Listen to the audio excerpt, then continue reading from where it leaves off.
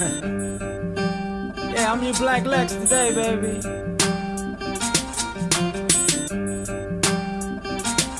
Now you ain't never gotta like me, that shit is overrated. You need a hero to love, I'll be the villain that you hated. When it's all said and done, you gon' love me. Me kissing babies, fucking ladies thinking of me. Cause I'm the villain, the bad guy, the one that's supposed to lose. But I'm American, baby, so the rules all skewed for me. Steal your identity, fuck up your credit for free. Police know it's stolen, but they still make you pay the fee. And you don't respect me, for real? I'm the one that's showing you what the real world is. All these backroom deals for your kids' future.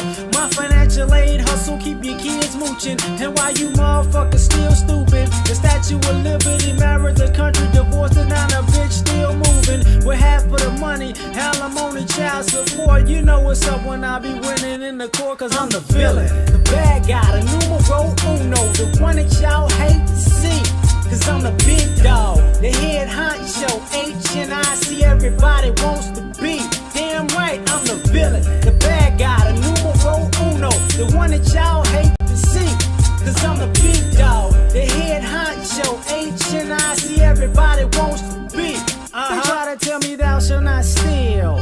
In the same church they tell me Jesus white, is they for real? They try to say the land of the free, minus the slavery, plus the fact that you pay for land these folks stole for free. And you wanna be Superman. Did you forget that Lex Luthor became the president? You lacking common sense, that's why the villain lives. That's why the villain's right. They turn on Superman, man, they turn on Jesus Christ. Even the devil got teams like Arizona State, Duke, the state of Jersey. That man say you're sold and he can't get a jersey. Y'all go to church on Sunday and you claim you're worthy. That's why I got my credit and I'm charging 10%. You finish paying me and you gon' pay me triple, bitch. So why'd I be a hero when a villain gets paid? And women like paid, so the villain gets laid. So I'ma be the villain, the bad guy, the numero uno, the one that y'all hate to see. Cause I'm the big dog, the head honcho, H-N-I-C, everybody wants to be. Damn right, I'm the villain, the bad guy, the numero uno, the one that y'all hate to see.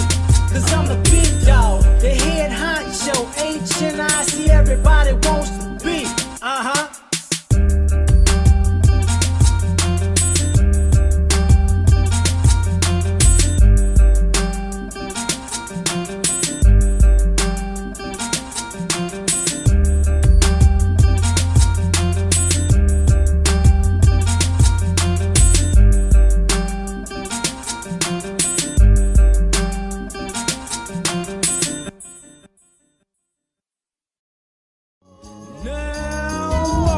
Saga of the kryptonite life. When some of the days go wrong and then some of the days go right. Meaning life can make you weak, but we can walk you to the light. The life where dreams come true are just the nightmares of the hype. Where love and hate are roommates, pleasure and pain are friends. Peace and war and lovers, insane and insane are twins. Cause I want it all and nothing ain't enough for me. And all I need is love, but why y'all all up under me? Plus I would like to see every single lady's sex face. At the same time, man, I'm looking for my soulmate. I feel so religious, spirits living up above. But I gotta admit, I want my chariot with doves. And I could be your Superman and I could set you free. But honestly, I need the cash and I'm charging a fee for my cigarettes and water, my fruit juice and my alcohol, my salads and my pork chop. I got high cholesterol. Lois said she loved me, then she hit me up for child support. Lex baby mama ain't gon' never take his ass to court. Got me in this nightclub, trying to get my mind right. When she bent over, I was looking at my whole life. So once upon a time on a planet called Earth, a man dug in his pockets just to see what he was worth. Well, rabbit ears were more than Eric B. and Rakim. Then the infinite power that he was holding within got him kinda confused, obligated, misused. Got in front of a microphone a couple times and he spewed his whole guts. Some of the things he loved and some of the things he lost. Some of the folk he hate, some of the folk he trust. And thus mixtape became an album. Your first installment has started. You're welcome.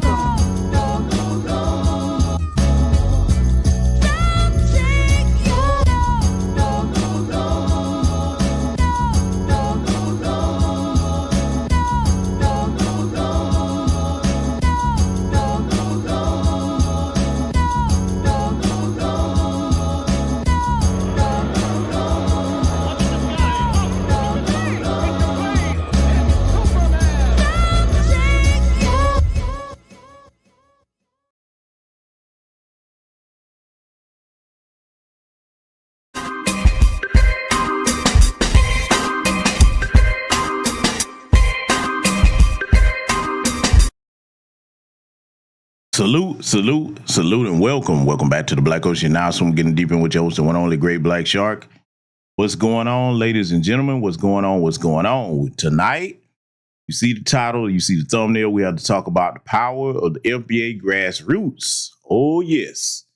And what better way to talk about the power of the FBA Grassroots than by talking about the future, which is our young people, okay? Our young brothers and sisters that are out here handling business, standing on lineage business.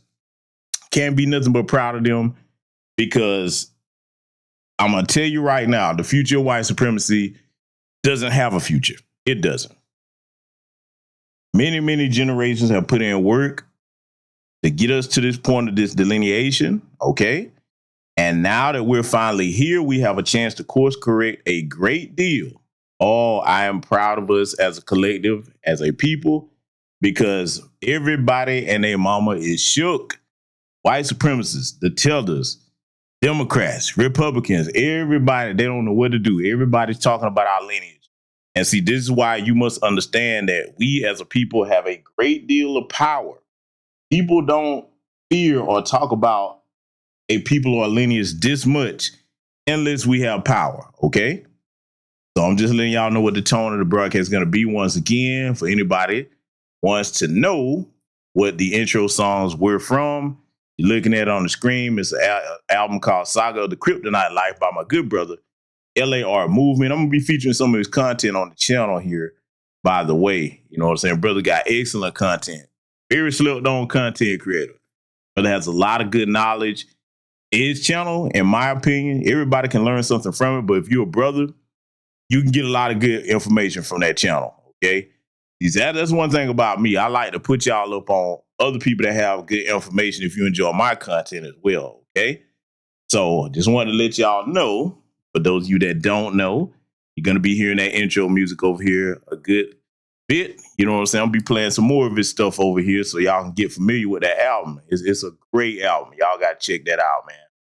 But tonight, like I said, we're going to be talking about the power of the foundational Black American grassroots. And before we do that, I want to make sure that y'all can hear me loud and clear. Give me a black fist in the chat and a thumbs up if you hear me loud and clear. Am I coming in too loud, too low, just right? Let me know. Let me know. Salute to the good sister, Sakina Collins, for the cash out. Thank you very much, my sister. Showing love already. Okay, we definitely appreciate any support that you get over here, because as long as you support this platform, you're going to get what you're accustomed to for over 20 years here, okay? Nothing but the truth. We don't do the sugarcoating. We don't play the dumb games over here and beating around the bush and worrying about can't say this, can't say that, okay? That's why I rely on the support of the people. I can say what I want to say, all right? Now, within their guidelines, puke to pull the plug, get talking about too much, all right? Either way, we're going to do what we do over here. Now, oh, good. Everybody can hear me. Good, good. So I tell you what I'm going to do. I'm going to go ahead and greet those of you all who are my esteemed guests. And I have a surprise for you all coming up right after I greet those of you that are joining us. Okay, if you have not already, go ahead and hit that like button. I got to get used to saying that. Hit the like button. Hit it, hit it, hit it. Hopefully you be sharing and hit the like button while the intro is going on. One of the things you should be doing, if you're new here while the intro is playing, hey, man, go ahead and get that out the way. They give you plenty of time, all right? So now, let me scroll up and see who I see. I see O.C.A. Wyman in here. I see the good brother, DSB225 in here. My good brother, Mr. Sam, is in the house. Vegan Kitchen Queen, Miss Emily Dean in the building. I see, hold on. Okay, Tanisha Murdoch is in here. Callie Jane, 79, is in here. Tina Collins, the good sister, in here. Hey, sister, I don't know if this guy was trolling out on Sister Sakina, but I think your son watches the channel. Somebody said it was your son, commented a while back on one of my videos, man. So shout out to him, you know what I'm saying, and your family, okay? I see Michael Williams in here. What's going on, good brother? Bruce Smith, I see you. My good brother, Conrad Project Leroy in the building. Let's see. Hold on, make sure I ain't missing nobody. I see 225 Girl in the building also. DBC 806 is in here. I see Kenneth Poindexter in the building. What's going on? Okay, Only Pamela's Way, I see you. Josh Norris is joining us. Okay, let me make Charlie X is in the building. I see you. All right. Make sure I ain't missing nobody. I see Charles Gibson in here. I see anybody else. I think that's everybody. So salute and welcome to all of you and anybody else to be joining us tonight. All right. So now I want to show y'all something before we get started tonight. I think y'all going to enjoy tonight's broadcast. I want to introduce y'all to somebody in case you never got a chance to know him. Good friend of mine, good friend of the platform, supported many people before he passed. The brother was a solid man. All right, a lot of people never got to know the man by his name, Russell Clark. My good friend and deceased brother, Black Voltron Reloaded, the brother you see on the screen here.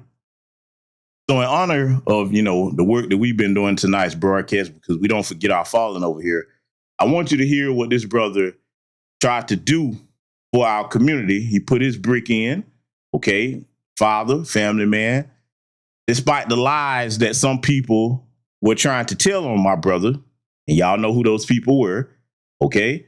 I want you to hear from the man himself, and this was taken from the California Reparations Task. Brother was always doing everything he could where he was, because that's what you do in this movement. You may not be the most well-spoken, you may not be the most educated, you may not be the most wealthy. You don't have to be, but everybody can do something. You fight where you are. You don't have to everybody get together. No, you pick up sword and shield and you fight where you are. And that's what this brother was trying to do. I want y'all to hear what my brother tried to do while he was still amongst us here. Fourth generation resident of Oakland, California, born and raised, town business in the building. I just want to come here as a representative of the Clark family, second generation skilled tradesman, elevator escalator worker, mechanic, and I just want to bring the focus back to why we're having this reparation task force. The whole purpose is because us, descendants of slaves, foundational Black Americans, were purposely and deliberately attacked at our land, our people. We were stolen, destroyed, and killed. The whole purpose of this is to bring our families the proper reparations we need, and that's a check from the Franchise Tax Board, number one, with all the rest of the parts of reparations. I want to thank you for the time and appreciate you for hearing me now. And please, I know you guys are stressed out, probably being attacked by white supremacists. I can't even imagine. But please, you are on the precipice of doing the right thing for not only for foundational Black Americans here in California, thank but you. for all of us in the Thank you, United sir. States of America. Thank you. All right, next speaker. Thank you very much. Man, we miss our brother, man. We miss our brother, but job well done. Rest in power to him. God bless his daughter, and the rest of his family. That brother was like family to me. So that's why I took it so personal when certain individuals who I thought were of good character tried to besmirch my brother's name. And as you heard, since he could not speak for himself, we have his words here. But people that tried to say my brother was somebody that didn't take care of his business, you heard what he did for a living. He was a skilled tradesman, elevator mechanic, and did other things besides that too. So, yeah. Salute to you, my comrade. Well done. We shall take it from here. All right. So, ladies and gentlemen, with that said, we are going to get into examining some of the future here. Because, that's the job that we're supposed to do. We're supposed to take up the mantle where, everybody else before us left off, and the young people, they're not missing a beat. I'm telling you, these white supremacists and tellers do not know what to do with them. So the first thing I want to analyze here is actually from my good brother Daniel's channel. Okay, shout out to brother Dan, or as I like to call him, many of us call him Dan the Man.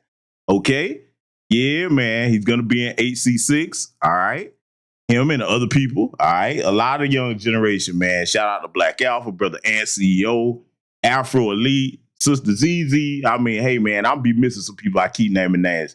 Y'all gonna know who the future is, though, because that's all I'm gonna try to do is try to push them.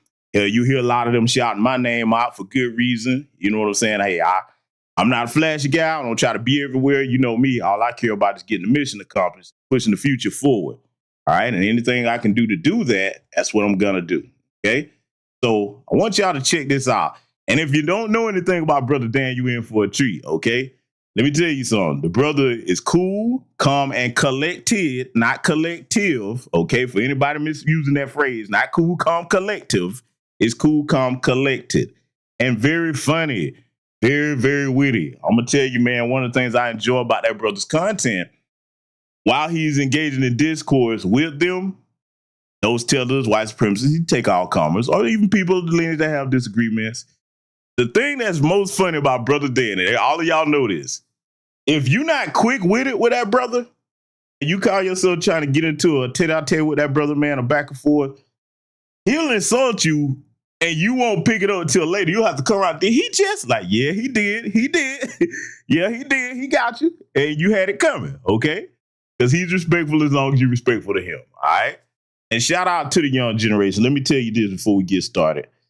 Don't you listen to any of these old sound bozos and sound bets that think that you're supposed to just respect them just because of their age. Nah, respect is earned. You get what you give to people. So I, for one, am a Gen Xer that tell them, yeah, hey, you're not going to hear me excoriating them or admonishing them about you need to respect your elders. First of all, everybody ain't no damn elder. You don't become an elder just because you get old. You become an elder because of your age, your life experiences, and what you do to push the future forward. That's where the elders get that actual title. An elder is determined by the wisdom that you've acquired and that you try to pass on to the next generation and how well you're able to do it. There is some criteria for an elder there, okay? So if they disrespecting you old motherfuckers, you got it coming. Hell, only thing I regret is they don't tag me so I can get a piece, damn it. Now, so with that said, family, we're going to get it jumping into this. I'm probably going to be stopping this when need be. You're in for a treat because Brother Dan isn't the only person going to be examining here tonight. I think y'all going to enjoy this. Let's get into it. Welcome back to the channel, family. Thank everybody for tuning in. I'm going to give a huge shout out to all my channel members, everybody who's been liking, commenting, subscribing. We got a very special one for you today. If you haven't subscribed yet, please consider it. This is a young man from Ghana. He had a very interesting take on Ghanaian culture as a whole and the year return. So I'll let the audio play and I'll be right back with the rest of my commentary. Foundational Black Americans bought into that year of return stuff and they went over to Ghana and got ripped off. People were supposed to be building houses, they were building shacks or nothing at all. They were scamming and the tourist industry made a whole lot of money off of it. And then they tried to come back with the year return part 2. And Foundational Black Americans like, nah, we not falling for that no more. What do you say to your country's government who ripped off a bunch of Foundational Black Americans? How should we handle that though? You know what? I heard that they did like a whole Juneteenth thing where they're trying to charge people like thousands and thousands of dollars to go and see some Juneteenth thing in Ghana. Have you heard about that? Yeah, I saw 12 seconds of it. It was sick. Yeah, I thought the whole play and acting thing, I think that went too far. Like, that was pushing it. Like, they did it by the slave castle as well. I didn't understand that. And I don't understand Ghana's connection to that holiday, so I didn't really get that. And they're charging people so much money for it. So yeah, I admit that we're wrong for that. But considering they used to sell slaves, I mean, I feel kind of odd that they're the ones asking reparations. Well, yeah, I don't know about the selling slaves. I mean, there's a slave castle, like, that they brag about. They ask for money to rebuild the slave castle. I don't know about you, but I don't know. I think a slave castle was used to, store and, this is what my own mother told me about what the year of return was for. She told me that it's basically for tourism and to bring money into the country, stuff like that. Because for sure, that's obvious, but he knows that Black Americans spend big, like they just spend money. So that's the whole thing. Ghanaians, we like money, like they'll do anything for money. To be honest, that's just how it is. So it was a whole tourism big scam. Big scam. Yeah, they definitely sold slaves again. They had a whole castle where they stored the slaves. They called it the door of no return. It's in Ghana. It wasn't like, that was just, that's just. I went there and I did a tour. I went there with my uncle. We did a whole tour there. Was it in Ghana? Yeah, we went there. And they take it was a slave castle? Yeah, I know it's a slave castle. I'm actually from the slaves didn't own the slaves didn't own the castle. So if they didn't own the castle, what would a slave be doing in the slave castle that a slave doesn't own? There's a slave dungeon there. There's a male dungeon. There's a female dungeon. Like, they showed me everything. and they use it for tourism. Bro, you just said you didn't know they had one there, and you told me you've been there before. Yeah, I know they have one there. Now you just lied to me for no reason, No, homie. I didn't. I never said that. I didn't know there was a slave castle there. Of course, I know there's a slave castle there. I said Ghanaians were slave traders. You said you don't know about that. I was like, brother, there's a whole slave. It's a whole castle concept there, you homie. don't know about there. Like, you don't know that Europeans made us do that. We didn't want to do that. Now, let me pause this right here. Oh, let me pause this right here. And look, let me tell y'all something, man. Shout out to Brother Dan for getting on this Ghanaian tether here. See, tether class, okay, operative word class. If you're not like Myron Gaines, Candace Owens, you're not a tether just because you're not an LBA. But this is an example of a tether. Now, he's not being belligerent, but he's being disrespectful by coming in and lying. Okay, tethers? I know this is a new concept to you, especially for you men, you male tethers. Tethering, okay, tethering. Let me talk to you because we say brethren over here, but we're going to call you the tethering. You can't come around foundational Black American freedmen men with lies. We don't do that. That's frowned upon in our culture. Okay, so let me tell y'all something. You know, I try to kick back and just chill, but I told y'all I'm going to put together a broadcast and I'm going to show you a multitude of deals that they made. Oh, I'm going to show you a bunch of these treaties that are on paper, all the deals that they made. I'm telling you, look out for that broadcast this week. And not only am I going to show it to y'all, I'm going to pass the information off to Brother Dan and anybody else that would like to have it. Okay? Especially our young people, because we finna stop this. The next time they get to telling these lies, we're going to make sure that our young ones up here with these platforms have all the information and ammunition to put belt to ass with nothing but the truth. Since you claim that you don't know all this stuff and you thinking we don't know, okay, we're going to help you remember, okay? We're going to jog that memory with all them documents that your people signed talking about the Europeans made you do it. The hell you preach. No, the fuck they didn't. Oh, just wait. Oh, boy, I'm telling you. Hey, look. Ain't nobody gonna be able to pull that again after I go through that. Cause see, I'm surprised nobody has done it yet, but I'm gonna handle it. Okay. Yeah. And I'm gonna spread the word. Cause you know that's what we like to peddle over here. Accurate information. All right. So yeah, don't worry though. You know what I'm saying? But Brother Dan is still gonna handle him though. He gonna handle him, but I'm gonna tell you right now, we're gonna walk through the treaties and stuff they signed, cause boy, the stuff that they agreed to sell other human beings. And don't buy this lie about they thought that, you know, they was going to come back. First of all, see, let's examine that lie, okay? Because y'all probably heard the lie that they said that those who were involved in transatlantic slave trade on the continent, it is true that if they went to war with an opposing tribe and they captured the other member, they would enslave them. And they were supposed to either be enslaved to that tribe for 7 years, or after that, they could marry into the tribe and stay. Now, don't you believe the lie, though, that when the European came along, they said they thought they were going to be coming back. Now, what sense do that make? Because I've heard them tell that lie. Oh, well, they thought they was coming back. Really? Why would you think that this pale man that's not from Africa was going to bring the people back? Like, what sense do that make? See, all I'm going to say is this. As much as I despise a liar, get your lie together. At least put some effort into the lie to make it sound like it's plausible. I mean, come on, man. You know, hold up. Let me see if it's just me. Family, before we let this continue, is there anybody else in here that would believe that lie? Does that lie even sound plausible? Well, we thought they were coming back after we had sold them. Really? Is it just me? Because, you know, I'm a mean old man, according to some people. Mean old man. I'll take that. You damn right. I'm a mean old man. I'm going to stay that way. But is it just me? Is there anybody else on the sound of my voice that would believe that lie? Okay? That they didn't know that, you know, the people was going to be gone and they wasn't ever.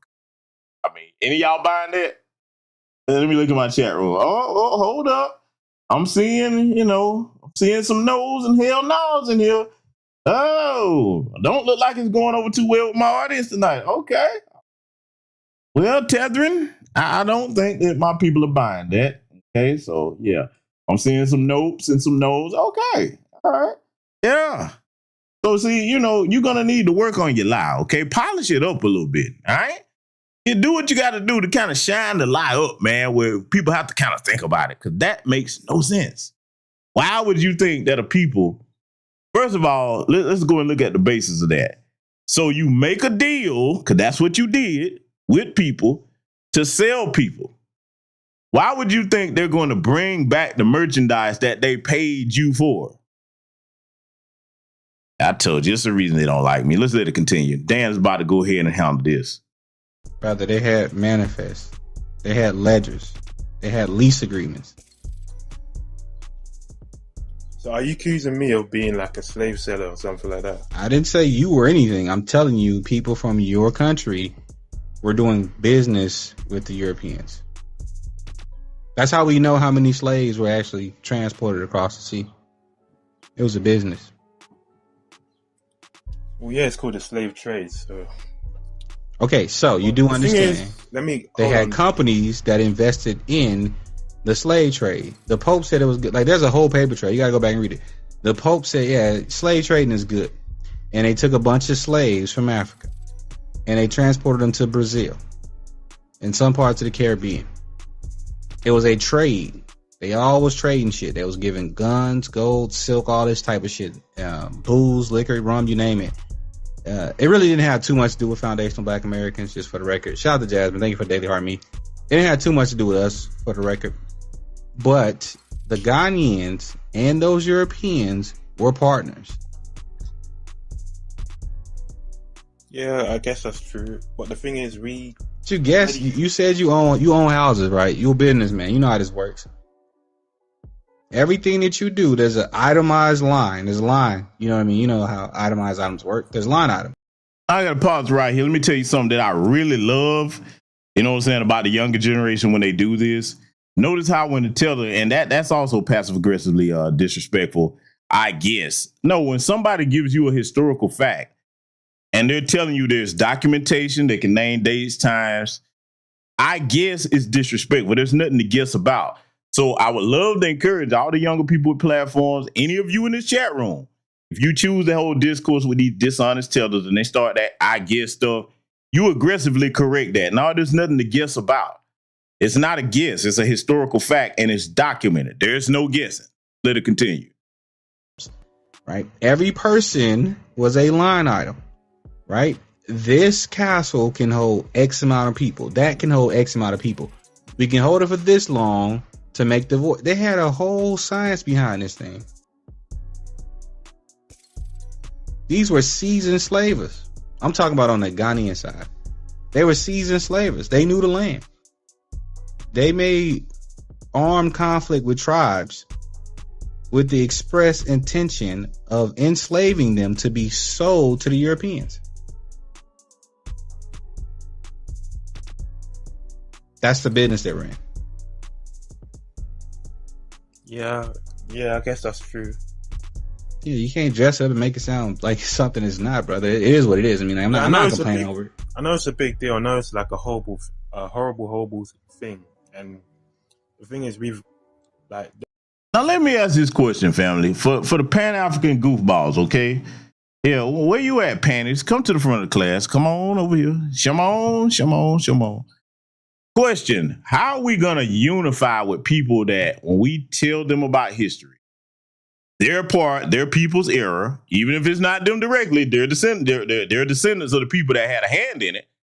Oh, trust me, some of that old money that they have from trading and selling, the few of us that were brought over here from there, oh, they eating good off of that. Yeah, they are. So how are we going to unify if you can't even come to the table with the truth? See, if you want any hope of unity with us, you're not going to be able to duck and dodge this, because look, the reason why this Ghanaian teller keeps talking about I guess is because they know it's a shameful thing. They know. Oh, don't let them play stupid. They know about the history of what their people have done. But see, let me tell you something else that I've said, and they don't like when I go here with this. A lot of them, what they like to do, they emulate the white supremacists. That's where they get all that line from. I want you to know that. Now, how do I know this? Let me tell you something. Having spent considerable time over there in over 25 different nations, the worst of them, the tellers, because there's tellers over there too, okay? The tether class over there, what they do, they idolize the white supremacists so much that they emulate everything about them. And one of those things is telling lies. This is why they always lie. I bet y'all never thought about it that way. Seriously, study their behavior online. Study how they talk. Study how they're always enamored with their culture. Let me tell you something, man. You got African nations over there, and I'm not saying there's anything wrong with liking any kind of music you like, but you got African nations over there. They can tell you every word off a Randy Travis country album, but they don't know nothing about who Aretha Franklin or James Brown was. I know that sounds crazy. I'm telling you, don't make me pull out footage. You know what? Yeah, I'm going to have to do that. I'm going to have to do it. I'm going to have to go ahead and get that footage and show you how they over there doing the little country dances and stuff in the little Western clothes. But you be like, hey, man, so you know who Aretha Franklin? Who is that? You know about these white folks over here, don't you? Now, you can like whatever you want to like. I'm just saying, I'm bringing that up to show you that they go out their way. Y'all cannot fathom. The words I'm telling you don't do it justice. They go out their way to absorb them folks' culture. And look, let me go ahead and clear this up, too. Okay? You know how they keep talking about, they brainwashed us in this secret movie that they showed them, okay, that just made them think we were so bad. And then if not that, they say, well, we think y'all are this way because of the movies and music. Okay. For every movie that you've seen a foundational Black American in, whether it's Boys in the Hood, Menace to Society, whatever you want to name, okay, if you're going to use them for point of reference, you've got just as many, if not more, violent movies that white folks are in. You got just as much violent music, hello, death metal, and all that other bullshit, huh? So ask you, see, I'm going to give y'all something to use to debunk that bullshit. Ask yourself if they're using the metric of, well, we saw you do this on movies, and so we're not around you, so we thought all of you were like that. Well, why don't you think the white people are like that? Because if we're going to use that metric, truth be told, them motherfuckers are really like that. Who you think devastated your damn homelands? Oh, you know I'm about to cook. Come on now. Ooh, was I supposed to go there? Y'all ever thought about that? You tell them, okay, since movies confuse, and by the way, if you that fucking dumb, you don't need to listen to any music or movies, okay? You need to stay away from all forms of entertainment. If you think entertainment is a representation of real life, you see something on a movie and you think it's real. Why the fuck don't you think white people are violent when you see Rambo, you know what I'm saying, or any of these other violent movies that they're in? You don't think they're violent because of that, but hell, it would apply to them. Who you think colonized your countries over there? Who you think still control your economy? Oh, you ain't ready to have that conversation. So I'm just saying, from now on, if they try that family, hit them with that. Let's let it continue. The Ghana president has apologized like so many times about asking to be cut in on a reparations plan and doing that bullshit as Juneteenth celebration thing. Yeah, I think it was wrong to try and claim to go over to the UN and try and claim your reparations. That was wrong, because what we should be asking for is reparations for, colonization, getting our artifacts back from, Europe, instead of going over to the UN and asking reparations for slavery, which that wasn't our thing. We didn't go through that. So I don't know why we're trying to claim someone else's reparations. So you said it yourself. Y'all like money, bro. You wanted some money. Yeah. Did you read it? I read the Ghanaians' reparation plan. They wanted money to rebuild the castle, and they also wanted money for repatriating Black Americans to Ghana. Now, they made no mention of the ones that ended up in Brazil, which is like to the tune of like almost 20 million people. They got shipped over to Brazil. And you guys know they actually speak y'all language. They actually understand y'all, because that's y'all people. Not our people. Yes. South America. A lot of those people came from Ghana, the Ivory Coast, all up and down that coast. They went from there to the South American countries. Brazil, Colombia. That's where most of them ended up. Most people from, especially the Khan tribe, they landed in Jamaica. Like the Maroons in Jamaica, they're from Ghana, modern day Ghana, most of them. Mm-hmm. Hey, cool. The Caribbean, South America, you name it. Most of them landed there. They didn't really come to America like that. Yeah, so that's not what I'm saying. This is what the scholars are saying. Yeah. It's weird that they didn't try and call Brazilians for a year of return or Caribbeans for a year of return. No, it's not weird. They don't have the money to. Yeah, they don't. The Brazilians don't have money. They don't have money to spend. That's why they didn't even call them. It doesn't make any sense for them financially to, because then they would have to do more for the Brazilians than they would have to do for us. For Foundational Black Americans, they have all these permits you got to sign, land chiefs you got to meet with. It's just money. And Black Americans do spend big. Black Americans are the most charitable group out of anybody on the planet. We donate the most. So they're looking at that, okay, this is the better group, even though those are their direct people. Yeah. Outstanding point. Yes, he's right. Ask yourself, why out of all the groups on this planet that are involved or have lineage from the transatlantic slave trade, why they going after us, the little 3%, and that's being conservative, that were brought here to North America? And he just stated it right there, because we are the ones that have the most expendable capital, and that's all they see us as is a money pit, a money tree every time. Because see, this is what Pan-Africans don't want to acknowledge. And this is why the panties, especially ones that hadn't been over to the continent, no African countries, spent no time over there, this is why they're terrible business people, because they don't understand that when you go over there, they're not looking to do business with you on a reciprocal level. They're looking to see, okay, what can we get out of you? And you be the only one giving, but they're not giving nothing back. That's not good business, okay? It's not good business.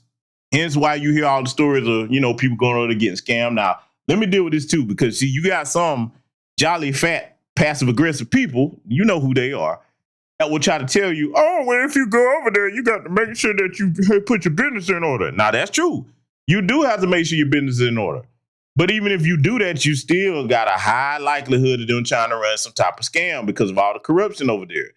See, they do it to each other, so they look at you like, oh, I got to get you. You're not even from here. Now, can you do good business on the continent? Yes, you can. But you got to take your time and make sure you do it right. You got to dot all your I's, cross all your T's, okay? And even then, let's just say you link up with a brother or a sister that you doing some good business with over there. You got to make sure that whoever they try to involve in that, you got to make sure they vet it too, because, hey, all it takes is one. All it takes is one. And then next thing you know, now you're out of a bunch of money. You're looking crazy. So, you know what I'm saying? For the people that try to go that route, because, I hate that when some people show you that folks from my lineage have gone over there and gotten scammed, they try to make it look like everyone on them just didn't know what they were doing. They just jumped out over their head first. Now, that's true for some. But when you try to make it look like everybody that went over there, just nobody knew anything. Because I know people that personally, had all their shit together because somebody that was involved did some scamming shit. It went left. Now, the people that I know, they was able to get things back, which is rare. They was able to recover and get some measure of justice, if you can call it that. But a lot of people don't. So that's one thing I don't like for the Pan-Africanist type people that always trying to, counter that and just say, oh, well, everybody that went over there that got it wrong, you just didn't know what you were doing. Nah, come on now. That's not even mathematically possible. Let's let it continue. Yeah, man, I don't know. It just seems like a scam to me, that's all. But I appreciate you for talking. You got anything you want to say if we got here? No, just keep doing what you're doing. Keep spreading knowledge and stuff like that. Well, all right. Appreciate it, homie. Keep Stay standing sharp. on your lineage as well. Yeah. For sure. Peace. Yeah, I'm back. That was a real interesting conversation, because if you pay attention to what he was trying to do at first, he was trying to actively shield Ghana's involvement in the slave trade, despite the fact that they were slave traders. They had castles, manifests. First he said he didn't know, then he elaborated, oh yeah, they had dungeons and male dungeons and female dungeons, and me and my uncle had been there. So you knew that was going on. But yeah, and still, for the sake of having a conversation with us, they want to make themselves seem innocent. And it's kind of hard taking these people serious, especially if they're saying that they're looking for truth while at the same time lying. Now, the young man was forthcoming and said the quiet part out loud that his country loves the money. And it is a well-known fact that foundational Black Americans are the most generous of any group on the planet. Anytime there's something happening, we're the first ones to give, and we tend to give the most. They know this, and that's why they targeted foundational Black Americans. Notice he said, well, I don't understand why they didn't target Brazilians. You know why they didn't target them. they don't have as much income as we have. And since they don't have the income we have, they're not deemed important to people who are money hungry. This whole thing, as I've been saying from the jump, is big business.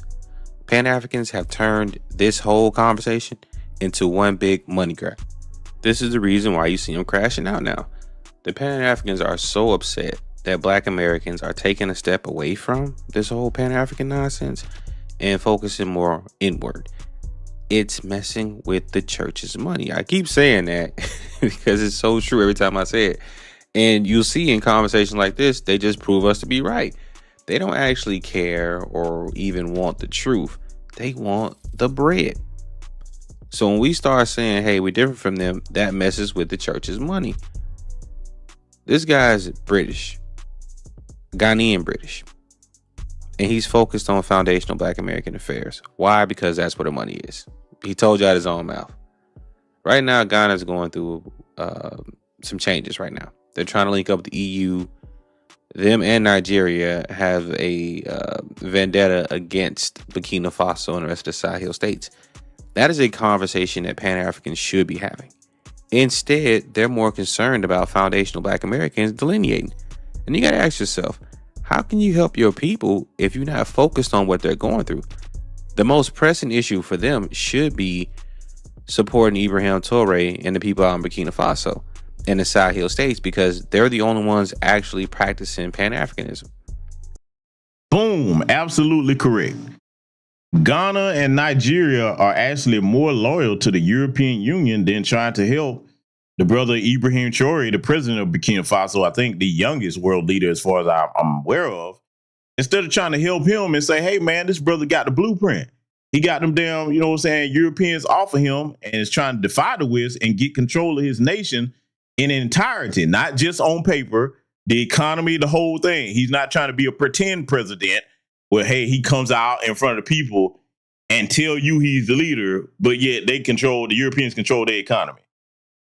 Man, shout out to that young brother for that. You know what I'm saying? Because, see, this is why I hope that he's successful. Mali, Niger, and others have tried to partner with him, but you got Ghana and Nigeria saying, nah, we're going to help France get back in there. In fact, the business, all those assassination attempts on that brother's life, and I'm so glad that every time he catch somebody doing that, they execute him, and rightly so. If he catch anybody trying to make an attempt on his life in this country, they need to get the business, okay? And a lot of them are being helped by the Ghanaians and Nigerians to undermine that brother's effort. You know what type of Sambo shit they are? See, these Pan-Africanists, they don't keep up with geopolitics. And I'm going to make this statement also. I've said this many times because I'm aware of what goes on over there in the region. I hate that, you know, the brother Ibrahim Traoré of Burkina Faso, their president, has to do business with the Russians. I mean, I get why he's doing it. Because, hell, most African nations, other than the handful that's joined him, they won't help him. So I guess he's trying to find help wherever he can get it. I just hate that he's dealing with them damn Russians. But, hey, you got to do what you can. You know, he's in a desperate situation, so he's trying to do what he can with what he has. Well, maybe if more of them stop being cowards and stop kissing European Union ass, he could have some more allies, man. I would love to see him link up with Julius Malema somehow. You know what I'm saying? And, you know, get on board and see what they could get going. That's probably the only other person on the continent that's in politics, even though he's not president of South Africa. Maybe they could get something going between him and the EFL for something, man. I mean, because that's the answer right there. If you want the continent to be what it should be, you got to start on the ground over there. Because like Brother Dan said, there's your Pan-Africanism right there. There's no reason. See, let me just go ahead and say this, right? There's no reason that any African nation should be afraid of Western sanctions, because they'll be like, hey, man, listen, if you sanction us, cool, bet. Okay, so you don't want to take them sanctions off Zimbabwe because they took their country back from white supremacists? Bet. We're going to sanction you. We cutting off all access to every type of resource that you getting over here, everybody. That go for the United States, European Union. See, if they said, look, here's Pan-Africanism. You touch one of us anywhere, you fight us all everywhere. That's what African nations should have the mentality of. Like, okay, you going to do that to Zimbabwe? Okay, no problem. Yeah, we got issues with them, but that's our sister nation. I tell you what, we going to have their back. Till you take them sanctions off, fuck you. You can't do no business with us. Don't come over here. You can't come visit. Nope, get out. If they took that stance, man, because think about it. If they all hit, that's 54 nations over there. If they all said, okay, fuck you, we'll help each other. How you gonna starve them then? Because you helping each other, start trading with each other, drop these ridiculous fees and stuff. And man, one of the things that is really they got to get it together. See, this is about Pan-Africanism. Let me talk to you as somebody that's been over there. If you go over to the African continent right now, you got countries over there that are right next door to each other. Now, any of you that's been over there, you're gonna know the truth of what I'm saying. It's very expensive to fly from one country to the other over there, even if it's close proximity. You know what I'm saying? Because see, like over here, if I'm over here in Georgia, now I want to fly, you know what I'm saying, to, St. Louis or somewhere, the tickets ain't going to be that expensive. Over there, man, boy, they hit you across the head with it over there, boy. So it's like they got a lot to work on over there, man. I mean, they don't see each other as people to practice Pan-Africanism with, and they right there on the continent. That's what you can't tell these dumbass Pan-Africanists. And how you gonna be a Pan-Africanist if you've never been to the continent? You see what I'm saying? See, when you get to talking facts and logistics from people that's actually been over there, see how much sense that don't make with a lot of stupid shit they say? See, the Pan-Africanists that have never been to an African nation, they have this romanticized view of Africa and what they think that's supposed to be. Okay, great. That's fine if you just want to play pretend. But if you're trying to execute in the real world, you got to factor in the logistics and see how things are actually going to work. I mean, you can't get around that. Let's let it continue. If you take a look at all the 54 African countries, the only time they got together to vote on something and agreed is when they all agreed to not have nuclear weapons. That was it. Everything else has been a fist fight. They argue over airspace. There's no unity whatsoever. And they are easily corrupted by these European powers or their former colonizers. French were kicked out of Burkina Faso, Mali, and Niger. And you know what they did? They turned to the EU to gain support to go back in that region by way of Ghana and Nigeria. But do you hear them talking about that? Of course not. You want to know why? Because they don't care. All they trying to figure out is how can they stuff their pockets with foundational Black American money. And you know who's happy to help them do that? You guessed it, the Pans. Because the Pans look at it like this. If I can use the fact that I'm a foundational Black American or have access to Black America because I'm in America, then I can use that to rocket me into all these countries to sell my books and go on these tours and these seminars and things of that nature. You even see Umar Johnson switching it up. He came out with that DAFA nonsense, realized it wasn't going nowhere, and he ain't mentioned it since. So again, remember, family, what this is really about. This is about them extracting resources from us. And now that we're not doing it anymore, prepare to be gaslit, attacked, called all type of names. But when you sit back and you have an honest discussion with them and you talk to them long enough, they will tell you their true intentions. And sometimes they're like, you know what? Yeah, it is what it is. So shout out to that brother for being honest and telling us, hey, it's all about the money. His country wants the money and they money hungry. These words are his mouth. Which is why you've seen foundational Black Americans during the year return going over there, getting ripped off. People were losing their life savings. They were taking millions of dollars, $20,000, $30,000 sometimes, getting promised jobs when they get over there, taking their life savings, trying to build a home, give a stable base, and they get there and find out, hey, they don't own the land. Hey, the house wasn't even built. Hey, it was the wrong person. We never heard of this guy. It was so much stuff going on that our government issued a travel advisory. Now, let me pause it right here because Brother Dan is not incorrect about nothing he's saying. He's right on the money. But let me admonish my people, okay? Let me give you some word of advice, okay? Take this from a brother that knows what he's talking about, having been to many of their nations. And let me tell the dumbass Pan-Africanists this, okay? You don't go to any African nation looking for a job. I'm going to say it again. You don't go to an African nation looking for a job. Not traditional job like you would get over here, walk in somewhere, apply. Don't you do that. No. Jobs as far as like the regular capacity community over there are very tight and in short supply. You got situations over there where in a lot of them nations, man, they've let foreigners come in and set up shop where they'll bring in other people from their nation, the Lebanese, looking at you, and they won't hire the locals. Now, you know why they allow that? Because they corrupt leaders in a lot of them nations allow them to get away with it because the Lebanese say, hey, man, we'll kick you a little bread this more than you going to ever make. look the other way, let us do whatever we want in your country. Yeah, I know it's disgusting. That's what happens. Okay. Now, you don't go looking for a job. What you do, you got two options. You go and do business if you can find a way to do square business and make sure all your I's are dotted and T's are crossed.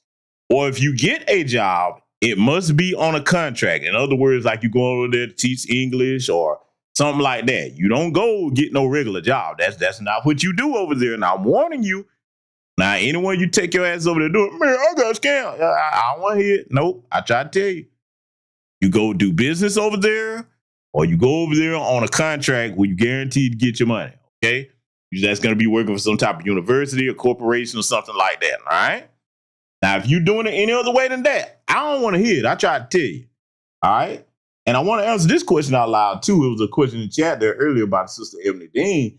She was saying, can you drive, from country to country if you're close by the borders? Yeah, you can. But here's the problem with that. When I say corruption, I mean, we got corruption over here, but boy, you hadn't seen it until you've seen the corruption in like South America, going out places like Mexico, stuff like that. Let's see, India is pretty corrupt, but the African nation, boy, they in the top 5, boy. I mean, everybody is looking for some type of bribe that's got an official position. And when you start getting into the law enforcement and that border, yeah, boy, they got this thing where if they know you coming from a neighboring country that they got beef with, for example, Kenya and Uganda got beef. Okay, you coming back and forth from over there, you finna get some problems, buddy. Oh yeah, you finna get some problems. You know what I'm saying? And Nigeria and Ghana, they got beef. Yeah, crossing back and forth. Yeah, you gonna get some problems. Okay, and most of that over there is like, hey, how much if they looking for a bribe, they'll leave you alone. Okay, you ain't got it. Well, you might have some problems. You might be sitting in the jail cell for, any length of time. And, not like over here where I know my rights. Oh, good luck with that. You don't have no rights. There's no foreign over there. Yeah, they barely have rights over there. And they of the countries over there. All that due process and I'm telling you, man, it's a different world, okay? So my advice to anybody that's going to any country, not just African nations, you better learn about the laws, the culture, how things operate over there. It's good to make connections before you go over there. And when you get over there, the most simplest advice, you better learn to do as the Romans do. Okay, don't get over there thinking that you finna be some revolutionary and change the game. The laws are different over there because the number one thing you don't do when you go to their nation, don't you speak on their politics. You better not. All that freedom of speech shit, that ends when you leave here. You go over there talking about, hey, man, y'all president messed up. Yeah, okay. Expect to disappear. Okay. And that's for their citizens. They know that. Or don't you get involved in their politics. Like, hey, man, they ask you something about it. Hey, I want whatever the people want. Hey, whatever y'all think is best. Hey, man, may it happen the way you say. That's it. If you're going to make any commentary, I'm a forum just a guess here. I don't know. Whatever y'all want. Okay. So I'm just letting you know that when you over there, it's a totally different ball game, man. But Brother Dan isn't wrong about anything he's saying. I want y'all to sub to that brother's channel. I'm going to put it in there, put a link in there a couple more times. Y'all probably saw it earlier there. This brother got to get his subs up. He should at least have as many subs as me. Okay? So, yeah, y'all do me a favor, man. If you enjoy my commentary, man, go over there and sub to Brother Dan if you haven't. You can find his channel at The Foundational Report. You'll see his name at the top of it. Brother Dan, you can't miss it, okay? Let's let it continue. And we're telling Black Americans, hey, be careful going over there. And you know what? Everybody thought the government was just hating. Turns out they was actually trying to give you a decent warning this time. So, yeah, I'm done. I'm off.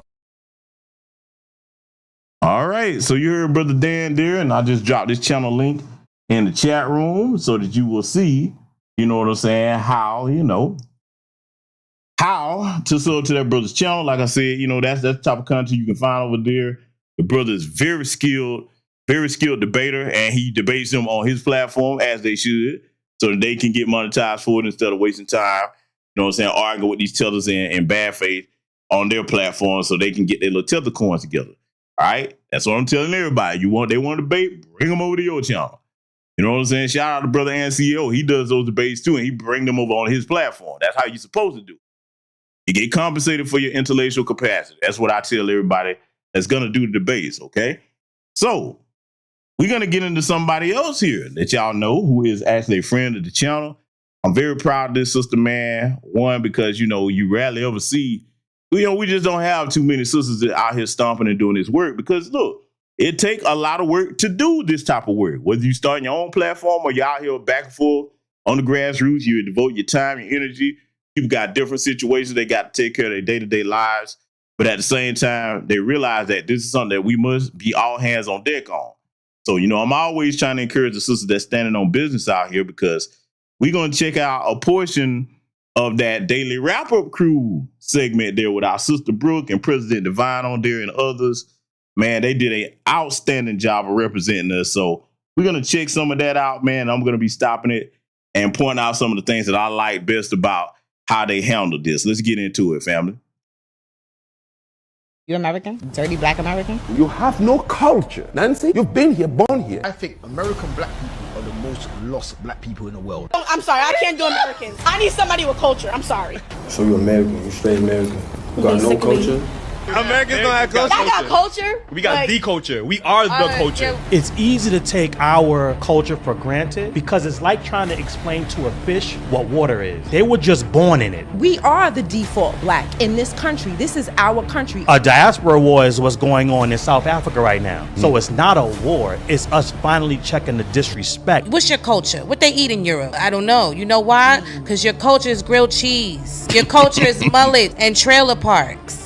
African American, as of 1997, is not an ethnic group. A Haitian American is an African American. A Jamaican American is an African American. A Ghanaian American is African American. A colored person is African American. And foundational black Americans are African American. Jewish people are white, but in order to get that money from that Holocaust, you delineated from white American culture and called yourself Jews. That's right. Why we can't do that? The U.S. government and the Korean government get together, and that is how you get the monopolies in the beauty industry that you have today. We are like a freight train moving 100 miles an hour because we're not playing. I'd rather be divisive than indecisive.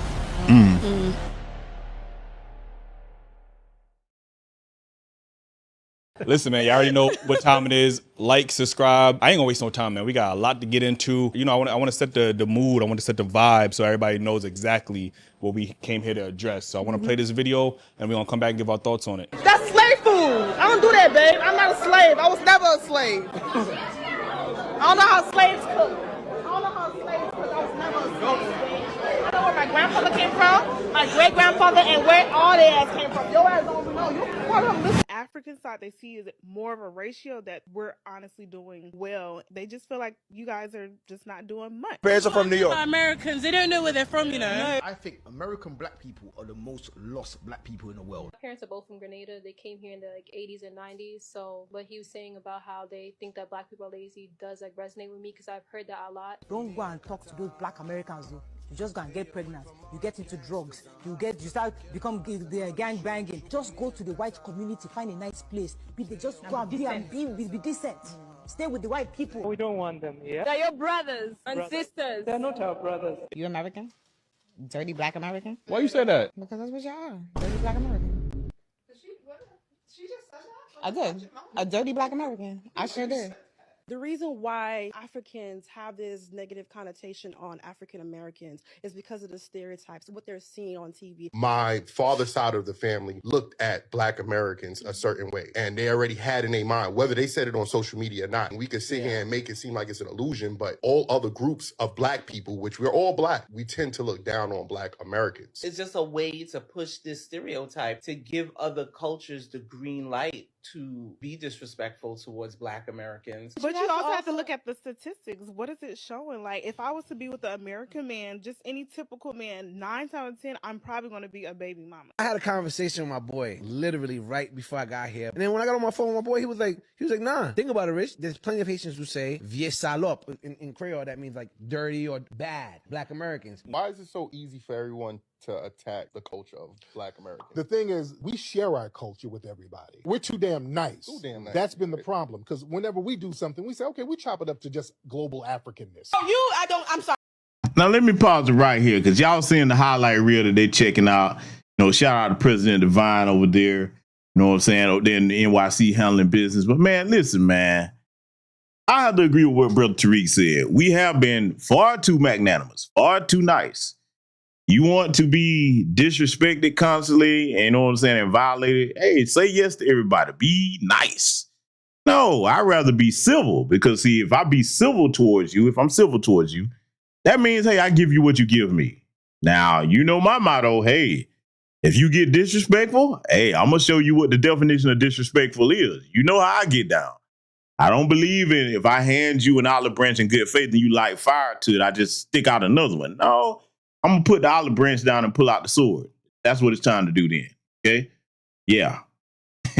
So I'm just saying, man, you know, we got to shut that down, man. We got to have reciprocal respect because definitely when you come to this nation, all the sacrifices that our ancestors went through to get your asses here.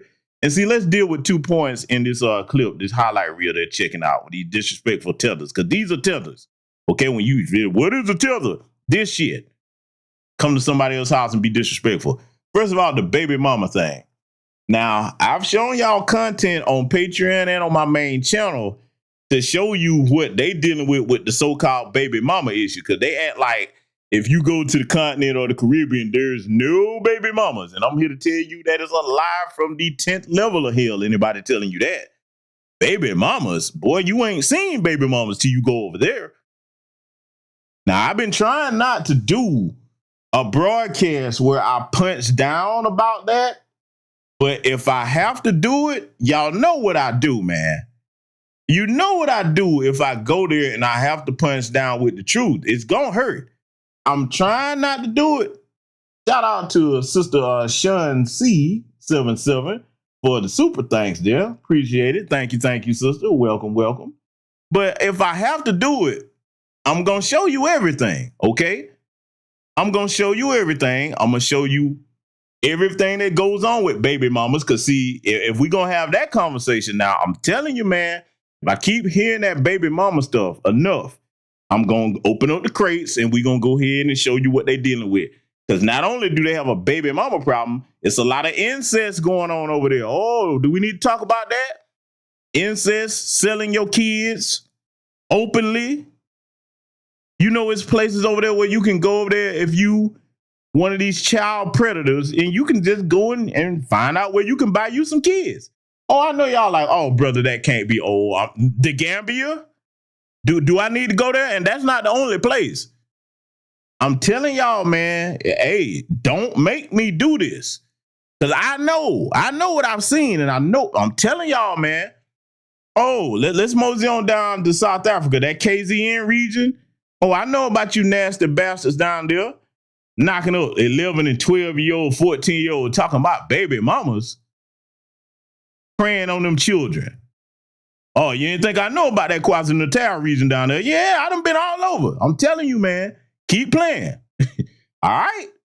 You keep thinking people don't know what you got going on over there. If I start talking, I'm not going to stop. And I'm going to show it, too. That's the first thing. The second thing is this. This whole notion that we dirty, let me tell you to the bastards something, man. You bastards and bastresses. Yeah, that's right. The feminine form is bastards. Listen. You didn't know clean until you came here. What the fuck did you know about getting clean or getting fresh, as we say, until you came here? You damn sure wasn't able to do it over there in your country. I'm telling you.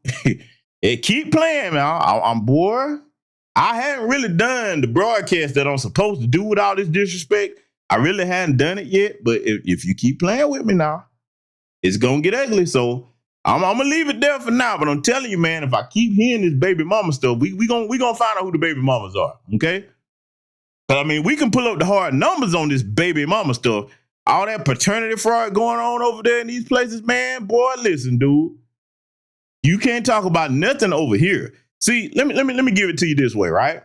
If you're gonna excoriate somebody, you're gonna talk about them, critique people, like the Bible says. Extract the raptor from your own eye before you extract the straw from your brother's eye. You better make sure you got your house in order. You don't come from no perfect utopia. And anybody that's sitting over there believing that, I'm like, okay, I can tell you ain't been over there, but I have. So I'm telling you, keep playing games and watch what I do over here on this platform. Let it continue. I can't do Americans. I need somebody with culture. I'm sorry. Black Americans got culture. Americans got culture. Keep rolling. I didn't know Don't I do was that. culture. Americans don't have Y'all culture. Y'all got culture? We got Like, the culture. We are the culture. yeah. I do have this conversation a lot with Africans or even just Caribbean people who will often look down on Black Americans. Number one, they will say they lazy, they ghetto. I've heard African parents tell their kids not to date African American men, not to marry them, things of that nature. What are some negative stereotypes y'all heard about Black Americans from your parents, from your friends? You literally said it all. Yeah. That's it? Yeah, Okay. 100%. All right. Like my mom would tell me not to marry an African Yeah. American. Yeah. She says it all the time. There is no reason on this earth for anybody. Now, here's the shameful thing about that. Oh, they'll tell their kids not to marry Black Americans and all of that. But boy, if Zaddy come along, oh, boy, they think all of them, whether it's in the Caribbean or on the continent, boy, marry that white man, boy. Oh, you have elevated the family to God tier status. Oh, that's the thing, boy. You bring Zaddy over there, and then we see how that go. You know what Zaddy do if it don't work out? Hey, he kill everything and start over and don't get touched either. Come on now.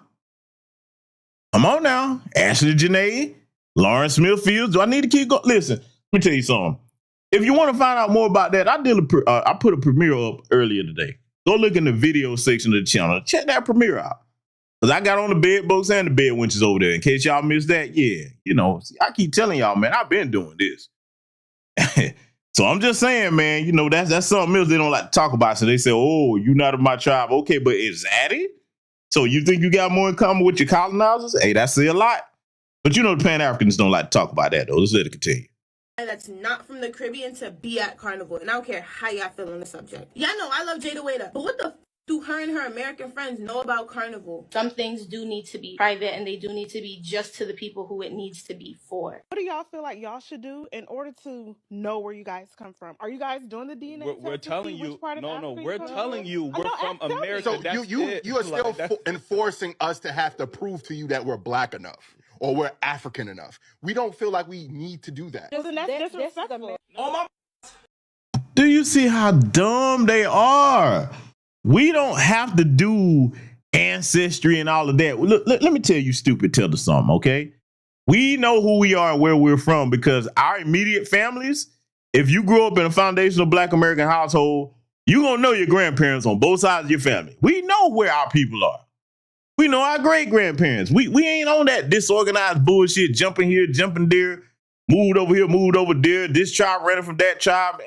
No, we ain't got that going on.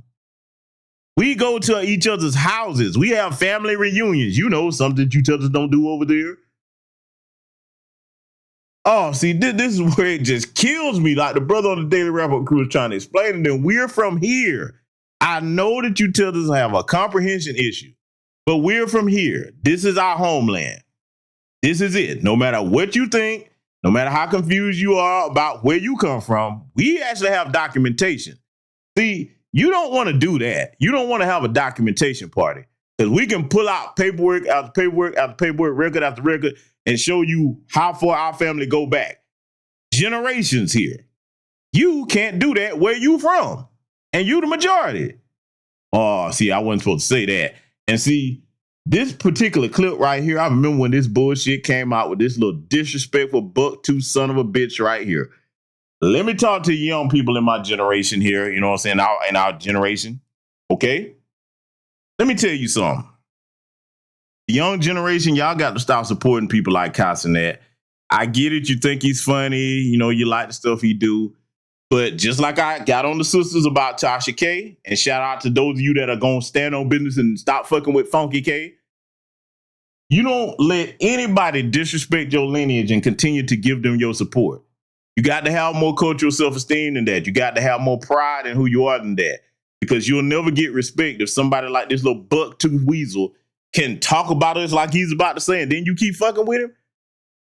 Man, he should be persona non grata. Let me talk to the young people that like to look at Cassinet. Let me tell you something. As a foundational Black American, you can be where he is. You can be better than him. The only reason the little buck-tooth bastard got the way he is because your generation supports him. Cut his economic ankles off, okay? Let him get all his support from the people that's got a culture according to him. But it shouldn't be those of us in the foundational Black American lineage. Let it continue. Who are not cultured at all. That is Black. You're Black. You're just black. You're just fully American. You're African American, bro.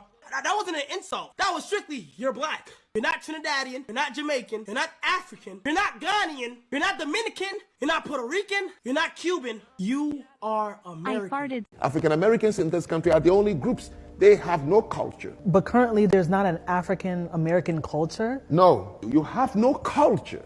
Nancy, you've been here, born here. Why would you be surprised if I say African Americans don't have a culture? What, twerking? Where you from?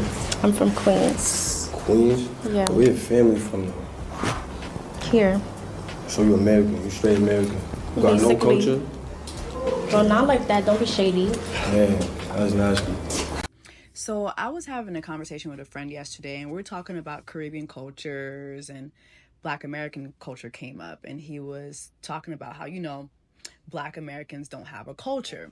Listen, that compilation could have easily been over an hour. Like, it could have been a whole documentary if you really wanted to. So, I want to ask everybody, why do you think disrespecting Black Americans has been so normalized across the diaspora? Let's start with Brooke. I think that it has become so normalized. Tariq did a great job when he was here by stating, because we're too loving, we're too open, we're too accepting of other groups into our culture. And so, familiarity breeds contempt.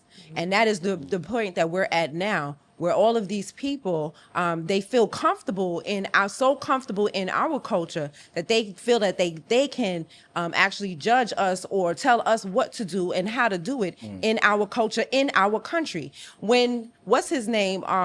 What's the little young boy, the streamer? Kai Cenat. When he sat there and talking about you're just black, the reason we are the default black in this country, this is our country. Every other type of Afro, or if you want to call yourself black, every other type, you guys are foreign. That's it. Bottom line. So, and the problem is, like I said, and now, While he's cosplaying as a black American, he made his living off of talk being, about it. So the place that we're at now is that we're not allowing that anymore, and also we didn't want to punch down. You know what I'm saying? We're the type of people we are loving people. So if you sit there and like the young lady that called, let me not even call her a young lady, the Muppet baby that sat up on your program and called us dirty Black Americans, she want to sit there and call us. Oh, this is one of my favorite points. Brooke called that Tether Witch a Muppet baby.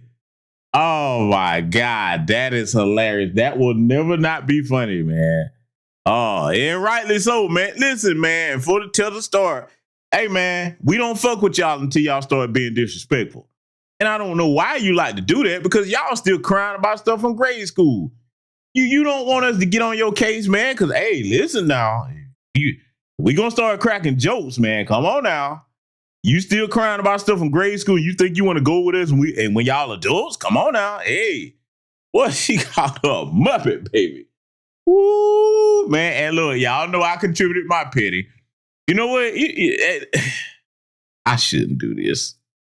I may see if I can find that. Hold on. Let me see if I can find it, y'all. Because you know what I did. I don't know if I still have it over here, but I actually did put something up. Let me see if I can find that real quick. I probably don't still have it because I have to stop myself from being petty. But when the other wins got disrespectful, I had to clown her, man. You know what I'm saying? I had it up on a YouTube short, but I took it down. I did. But let me see if I can find that graphic that I made. I might not have it up here. Maybe the Lord is gonna stop me. You know what I'm saying? Because if I can find it, I'm gonna show it to y'all. Okay? Because you know me, I'm gonna have jokes. All right. And shout out to Red Joker. I just put a different little spin on what he had. But boy, if I find that thing over here, let me see. I don't think I still have it. I'm looking for it. If I find it, I'm gonna play it tonight here. Okay? Because, man, Brooke called her Muppet baby. I said she looked like more than that. You know what I'm saying? With a funky ass, man, come over here talking about dirty Black Americans. Bitch, how dare you? You know what I'm saying? Like, who you think you talking about over here, man? Now, let me see if I got that graphic. I might have to go and get it or send it over, man, because, man, listen, dog. You know me. Don't threaten me with a good time if we're going to start cracking these jokes. Because, see, this is my thing, man. All right, cool. If that's what you want to do, don't cry when we start getting on your case, okay? If you start, you know what I'm saying, cracking jokes, then be prepared for whatever we throw your way. It ain't no rules in this thing. Anything goes now. We're going to talk about everything, all right? We're going to talk about ashy ankles, knees, okay? We're going to talk about these janky-ass wigs, these tether weaves, man, because you know me. I'm telling y'all, man, listen, them janky-ass wigs, there should be legislation passed against that. Them bitches, man, that shit's so dry, you could start a fire. I mean, I'm saying, if you a smoker, all you got to do is go by there and strike across one of them motherfuckers. Well, you know what? Let me take it back. The janky-ass wigs, I'm sorry. I'm disparaging their culture, okay? Those wigs are actually survival tools. If you were stranded somewhere in the wilderness and you needed to light a fire, all you have to do is just rub up against that dry-ass wig, okay? I'm just saying, you can make fire. So, I mean, I get it. You know what I'm saying? You know, you got to have a way to make fire if you're away from civilization, okay? You need that. So I'm just saying, listen, I'm going to try to find that clip, and if I find it, I'm going to send it over and play it. You know what I'm saying? But, yeah, until then, man, shout out to Sister Brooke and everybody. Give their ass the business, man. I mean, we'll try to be respectful as long as you keep it that, but now if you want to go there, hey, man, let them have it, too. And don't give it to them in phases. Drop a 10-ton brick on their ass, okay? You going to learn to get some act right over here in our country. Let's let it continue. Dirty Black Americans, but I seen pictures of her before she left Haiti, and she didn't look nothing the way that she looked when she came over here and picked up our Dirty Black American swag. So these people, so when I see a woman that looked like that when we're over there with her dirty ass sneakers, and she want to come over here and now sit there and cosplay as us, I don't want to punch down on you. I feel bad for you. I feel bad that your dress looks like you wore it 3,000 times. I feel bad that your edges look like that. I feel bad it looked like your weave looked like you took it out the trash and washed it. I feel bad for you. So I'm not going to punch down on you and sit there and talk crazy to you. Even though you might talk crazy to me, I might be like, no, Brooke, talk down. Whoop that trick. Whoop that trick. Yes. Give it to him. Oh, see, shout out to our Sister Brooke. She's so delicate and feminine. Come to the dark side, Sister Brooke. We have cookies over here. Come on over. All of y'all. We got to go to the dark side on their ass. When they start talking trash, hey, man, remind them of where they come from. That's why they hate that question when you say, where's your family from? Nah, light her ass up, man. Hey, shout out to Brooke and everybody that stood on business on this podcast, man. you know what? I'll let you, whatever. I'll let you rock. But now it's getting to the point where they are in our politics. Mm-hmm. That is where we draw the line. Now that you have inserted yourselves into our politics, oh, I don't care if we punch down, to the side, up in the air, in your face, and it's going down. Lovely. What's your thoughts? I think it is foreign for people to see Black American people, like they say this, oh, Black people don't get along. But to see us moving in this fashion, I think it's just something that's so foreign to them and they're just so used to doing it. I think that the habit of saying that we don't have any culture comes from a lack of education. Mm-hmm. You know what I mean? And I think specifically in New York, I think where it comes from is the amount of erasure that is put on. Like my shirt, I'm 40 years old. Did you know that there was Black Yankees? Black Yankees? Yeah. No, I did not. First time. Did you know that? Did not. Mitchell and S knows about it. This shit was $55. They also have a jersey, and it's $160, and it's beautiful. And they were Negro League. Did you know? And if you do research on it, Jay-Z doing what he did, that wasn't the first time a Black person used to sell out. Not sell out that way. I'm talking about sell out the Yankee Stadium. Got you. Because when you had the white players couldn't bring in the numbers like the Black Yankees could. So why am I a New Yorker? Never left. 40 years old. Why wasn't that taught to me? Mm-hmm. You know what I mean? Like, so when it comes to New York specifically and the level of erasure that we have, I think that's why it's so easy for non-Black American people to talk shit. Mm-hmm. That's why that girl sat on your stage and called you a dirty Black American with pride. Mm-hmm. Yeah, that, like Seneca Village. I think I learned about Weeksville. Yes. This is stuff I'm just now. Yeah, they don't teach you that. They don't teach Prosperous and you know what and the last thing they don't teach you is if you Google the greatest or the deadliest insurrection in American history. You know what happened in New York? Mm-hmm. You know why they don't talk about it? There's a whole movie. I forced myself to watch Gangs of New York. They don't talk about that shit. They don't talk about the fact that they ran into an orphanage and that was specifically holding black children and tried to kill them and burnt it down. They don't talk about how they were hanging black people for no reason. See, when I call these white supremacists demons and devils, this is why. Because this is the history they want to take out to schools. Okay? And this is right on point. All of them are. Let me tell y'all something. Let me put you up on game. For those of you that like to read, etc., you know I'm always trying to put y'all up on different books.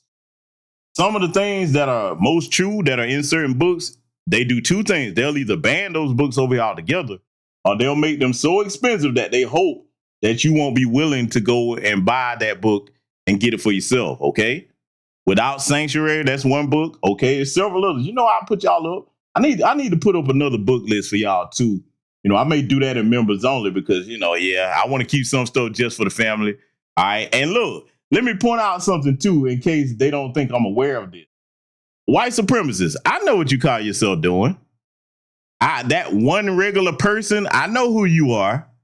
Oh, you better understand, I'm a bit different from my other peers on here. A lot of them are trying to trickle their nosy asses over into the members only section. Well, I got something for you. Certain things are only going to be in certain tiers. So don't think that you coming in at the lowest level is going to be, well, let me see what the blacks are doing. No, you're going to pay for that. Yeah, you're going to pay for that. So just know that I see you. I'm a bit different, okay? A lot of other people aren't aware of that. Let me tell you something. I'll go ahead and spill the beans. Most of y'all know my background is in cybersecurity, okay? That's my wheelhouse. That's one of my wheelhouses, okay? And those of you that know what my professional background was in the military, yeah, come on, man. So I'm just letting you know that your usual methods over here, I see you before you're coming. I see you with your little goofy profile pictures. And by the way, before I let this continue, I'm going to give you a warning, okay? Because I've been seeing some little goofy names with them retarded pictures. Yes, I said it. Coming over here, that's a good way to get you automatically blocked over here because I'm just going to get you preemptively. If I see the profile pictures just look too silly to be damned, but I don't care what you're saying, I'm probably going to block you because I know what you are and I know your methods over here, okay? So just beware that, you know, if you come over here, you better understand what the name of the channel is. The Black Ocean, okay? Trolls come here to drown. You're not going to be a successful troll over here. And I give carte blanche to any of you that are moderators. If you see any type of cooning and buffooning or tethery behavior, white supremacist behavior, trolling in the chat room, in the comment section, on any video, you have carte blanche to delete or block them.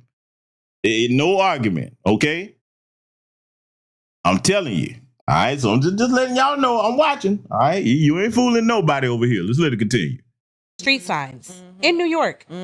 So I land with that. Yeah. Keisha, what's your thoughts? Watching that video is very unfortunate. I think a lot of melanated groups, they come here and they adopt the white man's ideology about us. I think they absorb the stereotypes about us with not, you know, by them coming over here, they don't have to actually educate themselves. They're not really required to on our history and the things that we have gone through in this country or so. And also too with their own home kitchen table talks or so, you know, hey, listen, I know growing up, I had a Jamaican friend and we were real cool. We were real cool in high school. And I remember I was like, you know, let me go to your house. She was like, no, my mom said I can't have any black, you American, the black like you. And I'm like, what? I will never, ever forget that. Shout out to her though. But I just think,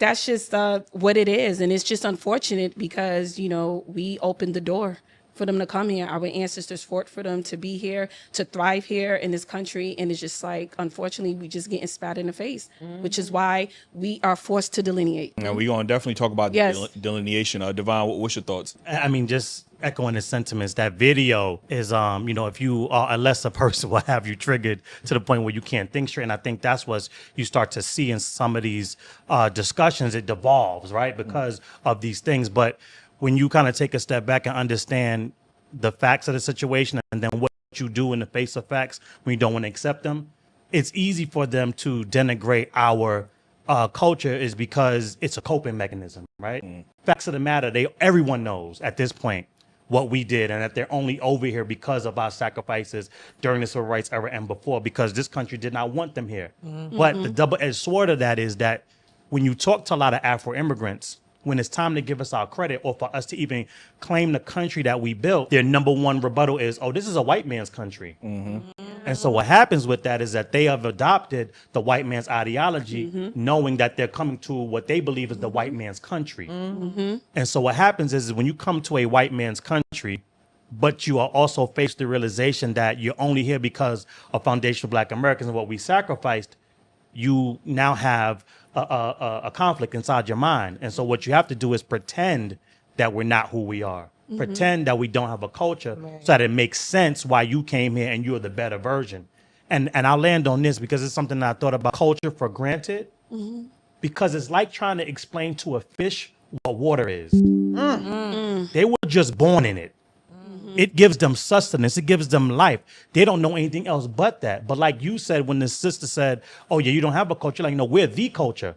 What happens when you're the culture is that it's easy to take advantage of because it's so pervasive. It's so in your face. And in every aspect of your life, it's hard for you to see it. It's almost like not being able to see the forest for the trees. Oh yeah, that was a great analogy, man. Great. Juju, I know we haven't been on these panels a lot. You know, what are your thoughts even after listening to that? And then I got to follow up after. Come on, you know, cut me up. Oh yeah, you know, hit you with the. But what I would say, right, after listening to this and thinking about the topic, right, I do want to make it more of a broader answer because I think we lost power, ownership, and leverage, and that's why they feel so comfortable to be so. You know, when we wake up and we open our doors, that store doesn't belong to us. Right. We support all the Chinese restaurants, all the Mexican restaurants, all the Haitian spots, and we're supporting it, we loving it. But when we see somebody in our store with our face, we're not as supportive. You get what I'm saying? They're all making excellent points on here. See, this is why I love that. I think the Daily Rapper crew reached out to them first, and see, they need to start listen, let me tell you something, man. I want to see Afro Elite on there, Black Alpha Network, my brother and CEO, Dan, Sister ZZ. Yes, we start talking to us because, see, for the longest time, and I guess the brothers over there, shout out to the Daily Rapper crew, I guess they just didn't know where the foundational Black American grassroots was. But, man, can you imagine? Because, see, I'm saying, like, if you're going to have the tellers on there, get the other side. Yeah, let's have the conversation. I would love for them to set up a debate. Get Frank Zanu's punk ass back up there, okay? And let's talk to the people that can tell you about our culture. Huh? Yeah, that's what I want to see. But, hey, family, I found that clip, okay? Oh, yeah, you know I found it, right? You know, I had to transfer it back over from another drive that I had. Yeah. Do y'all want to see the clip? Can I be petty for a second before we continue with our serious discourse here? Okay, because I found it. Y'all want to see it? Because it wasn't all my idea, okay? It was Red Joker on this, okay? Red Joker, you know, I got to put you, you know, give your props on this. All right? I just decided to kind of put a little bit of salt on top of this, you know what I'm saying? Y'all want to see it? Oh, yeah. Hold up. Oh, my goodness. Look at this hideous creature, okay? Because listen, man, you know, art imitates life, okay? So it's not really too far-fetched of a stretch here because, you know, she walks to a funky built ass over there talking about some dirty Black Americans. Really? Baby, we didn't grow up eating dirt cookies. So, yeah, I'm finna be petty. I'm gonna play this, okay? I'm gonna play it a couple times because, you know, since you want to do jokes, we have to remind them who we are. We have to remind you who we are. So let me play this real quick. What's your background? You American? Dirty Black American? Wait, what? Huh? What's your background? You American? Dirty Black American? Wait, what? Huh? What's your background? You American? Dirty Black American? Wait, what? Huh? What's your background? You American? Dirty Black American? Wait, what? Huh? What's your background? You American? Dirty Black American? Wait, what? Huh?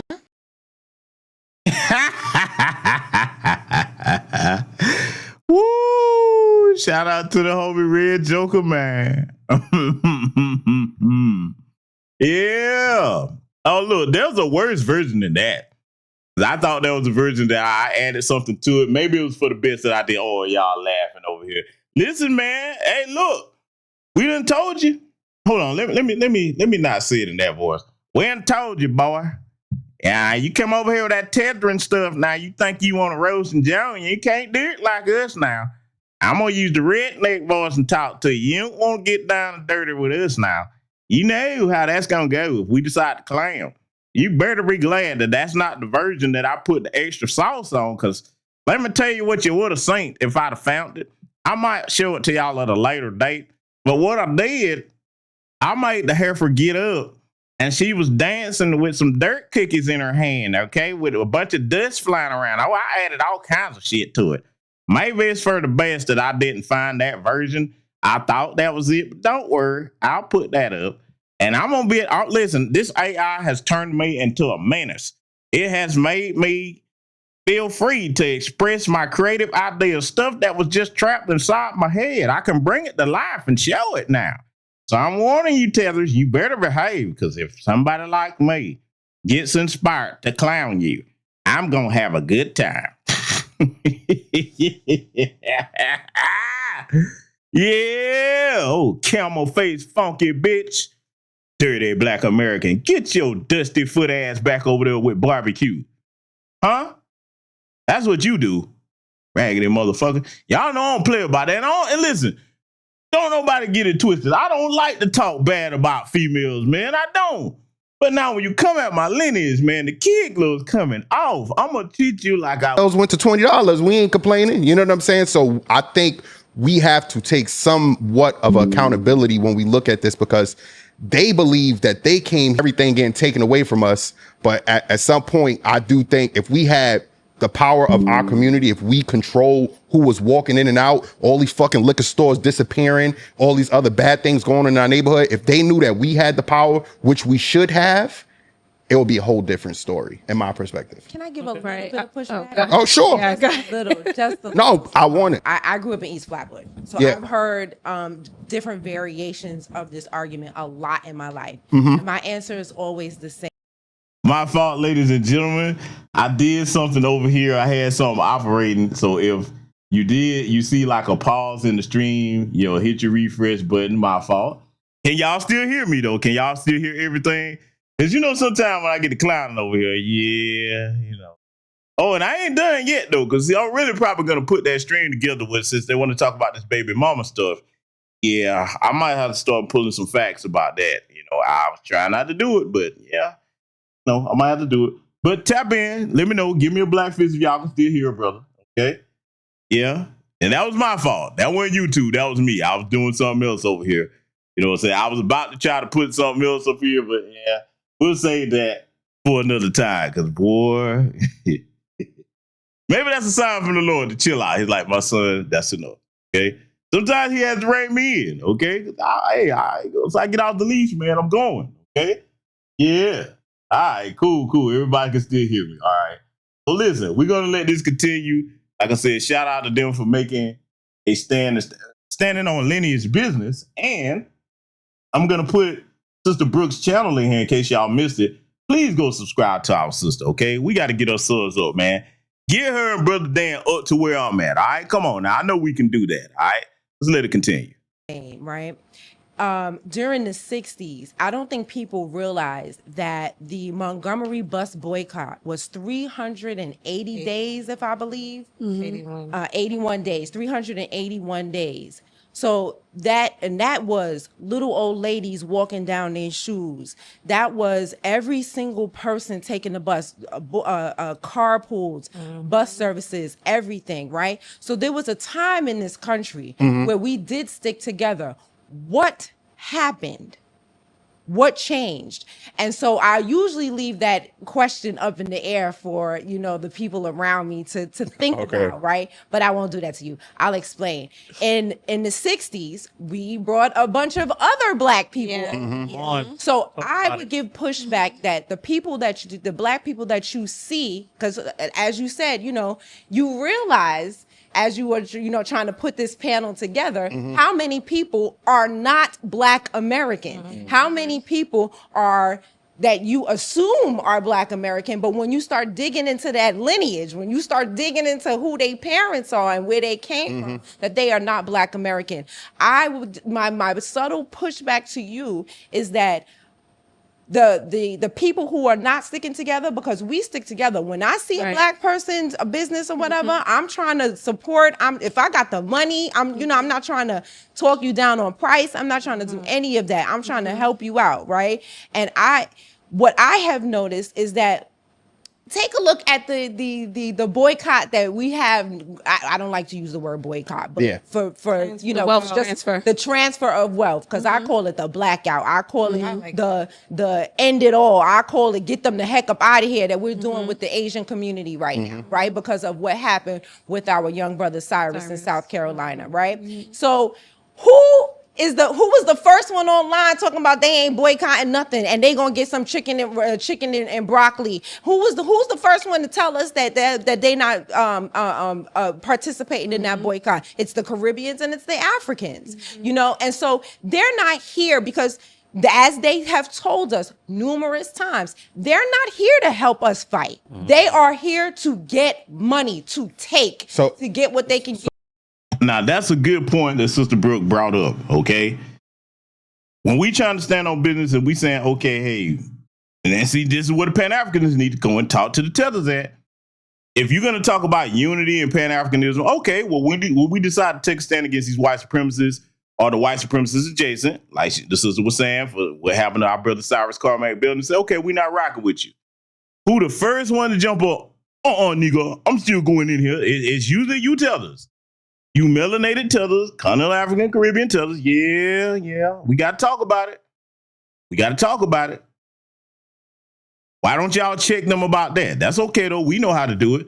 And my brother Bruce, I'm not sure, brother. Yeah. Yes, it's on the host channel, my brother. We're reviewing a portion of it over here, okay? Reviewing a portion of it. And I don't think she is like posting the whole thing over there. I think she's posted a portion of it, but that's kind of confusing. Keep up now, brother. Come on now. Shout out to you, but keep up, homie. Come on now. But listen, what I'm saying is that's a good point. You can't talk about unity because we're not unified on the same mindset of going against the white supremacists or the soy sauce supremacists or the horchata supremacists. Okay, if it's the Hispanics. All right, or whoever, East Indian, Arab, etc. All right, where's the unity then? Because see, that's one of the most powerful statements you can make when someone is disrespecting you. Withdraw your financial support. Like, okay, I will cut your economic feet off and let's see you run now. You know what I'm saying? Listen, you know how back in the day, man, you know what I'm saying, when gangbang was at its height, they take your shoes and throw them there on the power line. Well, that's what we doing in a figurative sense with these disrespectful tether businesses. We're gonna cut them economic ankles off. Yeah, and throw them up on the power line. That's what's going to happen to you. You're not going to disrespect our people and continue to get our black dollars, okay? It's just not going to happen. Economic delineation is the other half of the puzzle. And I'm so proud of us for enacting that now. Let's let it continue.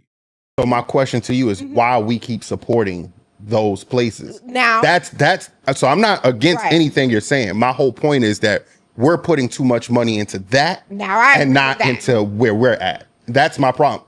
We don't own anything on our blocks. It should be ours, is what I'm saying. I could give a little bit of pushback because I am a hairstylist. I'm a Black business owner, a Black American business owner. And when we started the boycott, specifically in New York, I was like, we need a Black American beauty supply store. So I found one. She's in Harlem. Shout outs to Beautify, 145th between 7th and 8th. And I wanted to just ask her, like, what is your experience trying to get the product? She opened my eyes to what they do. And she said that Asians and distributors will not give it to her. So this woman, because she just gives a damn, she's coming out of her own pocket and can't even get the hair, the product wholesale. And she said, I said, well, what did they tell you when you ask why you won't give it to me? She said, they just won't do it. They'll tell her, oh, well, we don't need any more competition. What do you? Now, shout out to this sister right here, man, for making this point.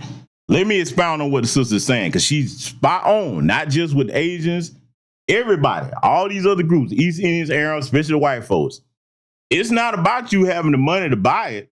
This is what she's telling you. She's like, hey, man, if you go up there and you try to do business with them, oh, you may have the money, but it ain't about the money. They're like, no, nigga, we can't sell it to your black ass. That's how they look at us. Now, what's the lesson from this? What's the lesson? The lesson is, because I'm leading by example here in my city, oh, boy. For those of you that know what my business aspects are here and you know what my dealings are, you know what I got going on down here. Oh, we taking some things back. There's a demographic here that's so angry with me, okay? Because we're a business nightmare for them, okay? You know, and if they want to be successful, they can go back home as far as I'm concerned, but we're going to acquire everything they have. We're going to take it back. Listen, legally, of course. Listen, man, the lesson here for us, though, is once we own something, do not sell it outside of the community. If you can't sell it to somebody in your family, sell it to somebody in the lineage. That's what we got to start doing. Because, see, they try to economically box us out. And this is why you will see neighborhoods where all of them have businesses and none of them are owned by us. And it wouldn't matter if you said, yeah, man, let me come over here and buy the business with it. No, they're not selling to you because they already came over here saying, okay, you the enemy. Now, I want you to understand why, even for those of you that are not business owners, let me explain why you should be very offended by that. They come over here, okay? They come over here, get a leg up off of our tax dollars. By the way, they're dipping into our tax base starts before they get here. Do you understand? Let me show you something, okay? Yeah, we're going to put this website in here because I want you to be duly informed. Put it in here last broadcast. I'm going to put it in here again. I want all of you, in case none of you have, in case it's your first time seeing this, bookmark this site and look at it so you can understand the point I'm about to make. They're dipping into our tax dollars starts before they get here. That site right there will show you where our real-time tax dollars go overseas. Now, the orange man has put a pause on some of that, but they get that money. Then when they come over here, they're giving set-asides that we can't get, DACA program and all of that, and they get preferential treatment from some of these financial institutions. They give them money to start businesses. So all that pulling themselves up by the bootstrap and they came over here with $2, that's bullshit. Now they getting money from our tax base to start businesses where they won't let us in or even hire us in some cases, okay? That's why you should be offended if you're a foundational Black American. See, and that's been the running joke because for the longest, a lot of our people didn't know that's how they got down. A lot of us did not know that they were basically just handed money over us. Now, they won't give that money like that to any foundational Black Americans, citizens of the country, where the money is going to stay here. Because, see, white supremacists, let me talk to you. Never mind the tellers, okay? Let's talk to who made it possible.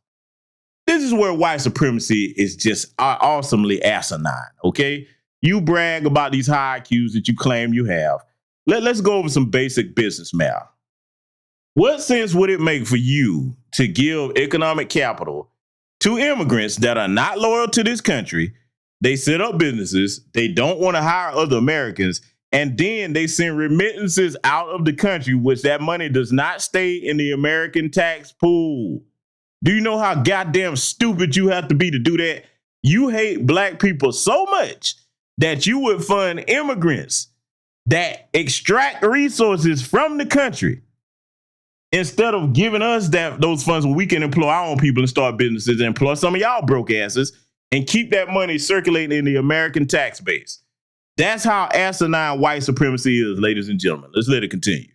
Mean. And so then she also told me that when we go into these Asian stores, this is not just a beauty supply. This is anything that they do. Their distributors give them accounts. And they'll give them the products and the things that they need on consignment. They will not do that with us. And then say they give you yaki hair and you don't sell it that month. They'll be like, okay, well, give it back and we'll give you something else. They're not doing that for us. And then also when it comes to storefronts, specifically again in New York, there were a lot of African braiders on 125th Street. They built up, as you know, it's very gentrified now. They gave Africans money to go get these storefronts. And so now when and they only wanted them to go above 125th Street. So now when you walk up 125th, They run Harlem. I've been working on 8th Avenue for years. Shout out to Figs Barbershop. I've been working there for years and there's 4 surrounding us now.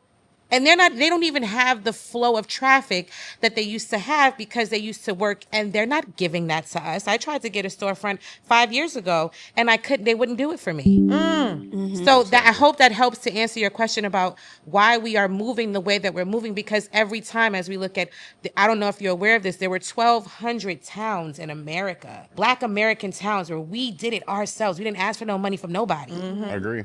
And they We need only to get back focus to on that. They focus on Black Wall Street and Seneca Village, but we're down to 30 because every time Black American people start to do something on our own, they flood us out, burn us out, or they find a way economically to keep us out. Gatekeeping. So right now, gatekeeping is at an all-time high, and so they're like, we do not want them.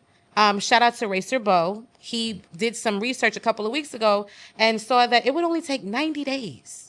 If Black American people only focused and kept our money within ourselves, we would cripple the economy. That's exactly what I'm saying. Shout out to that sister for pointing that out because she's absolutely correct. Let me add to that assessment, right? I'm going to share with you all something that me and my family and the other prominent business families do here in Atlanta, okay? Let me give y'all some game, right? You ready? Get your pens and pads out, ladies and gentlemen. I'm finna give you some economic game that anybody can use, especially if you're a business owner, okay? Are y'all ready? Let me see if y'all ready first. Hey, give me a black fist in the chat room if you're ready for me to drop this game on you, okay? Because I'm finna change how you think, especially if you're a younger person, especially if you're a young entrepreneur. Oh, that's who I really want this message to hit. Y'all ready for this? I need to see first because I want to make sure that everybody's picking up what I'm putting down. Give me a black fist or a thumbs up. I need to see as many as I can because I want to make sure that y'all get this game I'm finna give y'all, okay? You want to take your power back in your city? I'm finna show you how you start doing it. I'm not going to go into too much detail, but I'm just going to give you the basics. You can flesh it out from there, okay? In other words, I'm finna throw you a bone. You can run with it. You ready? Okay, cool. That's what I'm talking about. My people are ready to learn. Let me explain something to you. I'm talking to all of my people that are foundational Black Americans, the men and the women, especially the women and the young, especially the men and the young people, okay? Especially the men and the young people. Why do I say especially the men and the young people? As men, it's up to us to take the lead to course correct anything, and then we show the way and pave the way forward for the women and the children and the younger folks. And I say especially the young people because you're the future and you have a number of ways that you can really fast track what I'm about to tell you. So in conjunction to what she just said, okay, as far as like, if you take 90 days of financial discipline, we shall call it, and redirect the funds back into our community. The other half of that equation must be, I want you all to look at your city this way. You need to get a map of your city. Not just to know where things are, but learn where all the prominent economic real estate is. Take inventory of how much these businesses make a year. Start getting the information on, hey, who owes what to who. Start seeing if they're delinquent on anything. And you come together amongst each other, as you business owners, and you start saying, you know what? This set of laundromats over here, yeah, I think that need to be in our possession. And you start working on how to take that back. It's so much more I could say, but I think y'all get the point. Okay, because I'm definitely doing it here in Atlanta. Oh, and I'm having a ball. Oh, I'm having a ball, boy.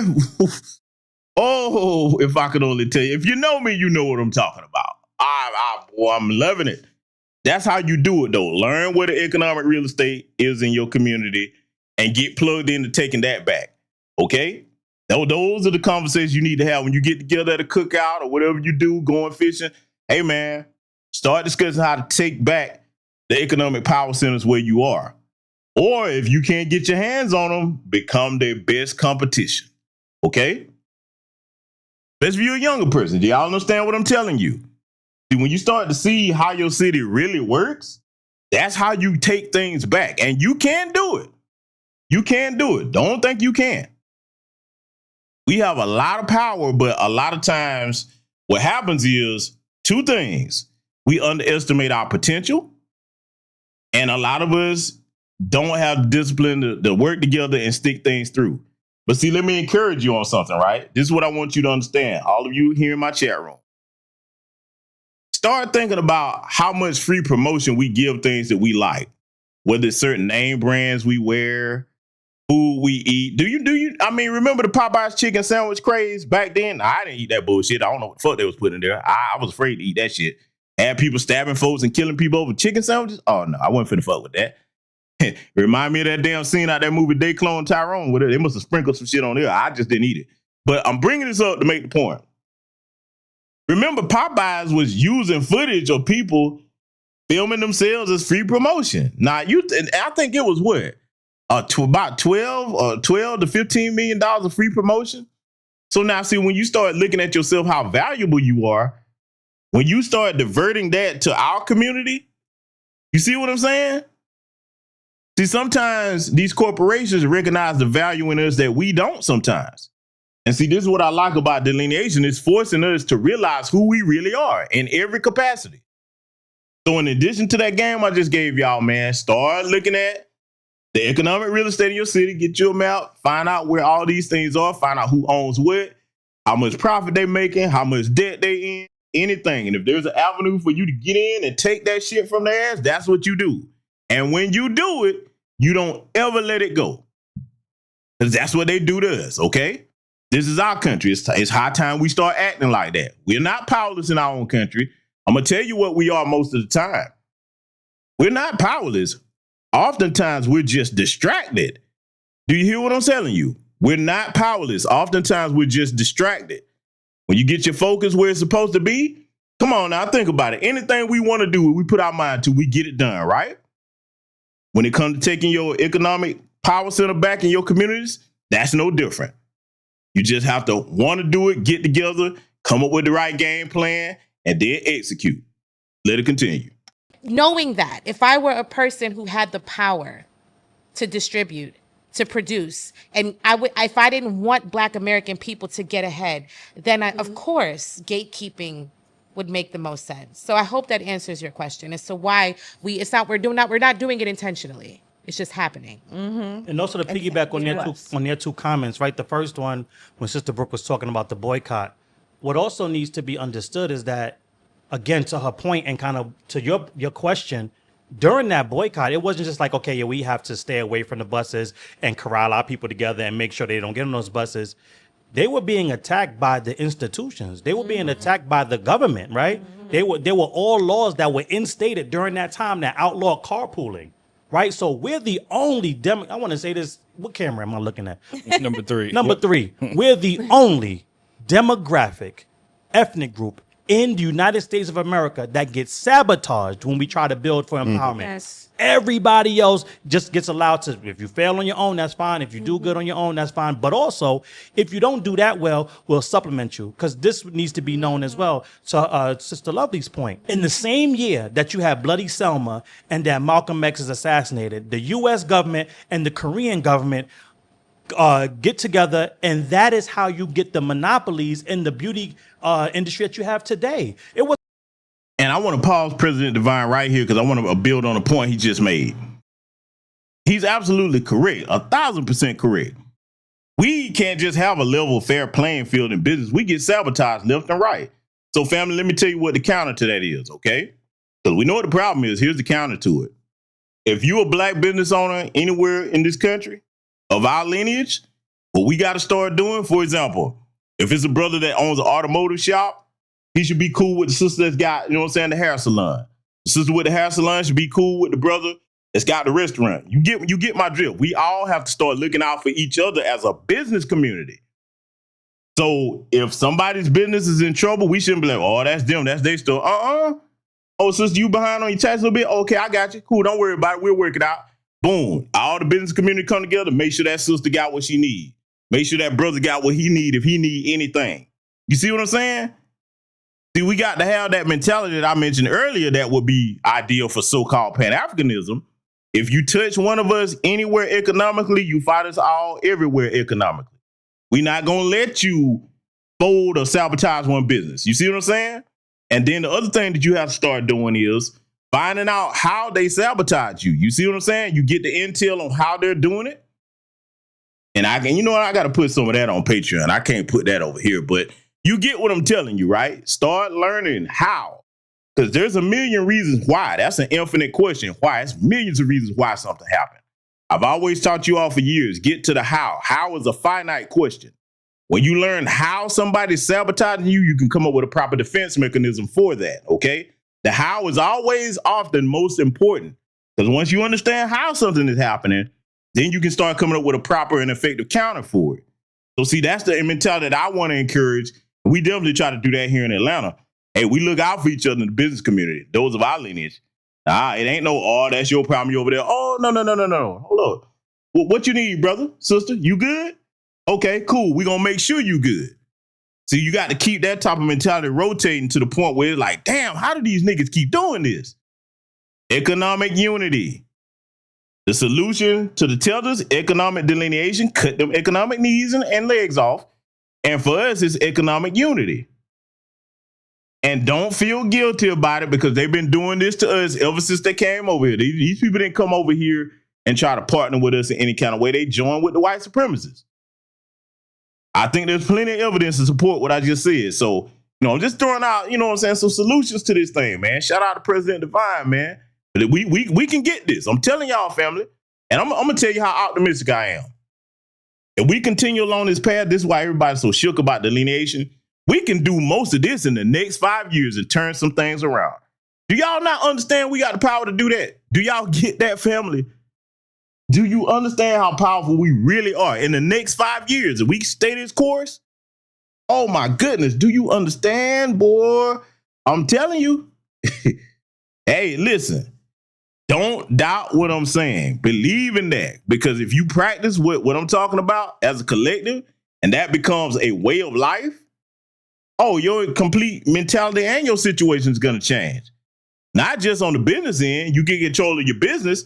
Now you can start to take control of your politics because like it or not in this country, you got to have money to take control of your politics. That's just what it is, okay?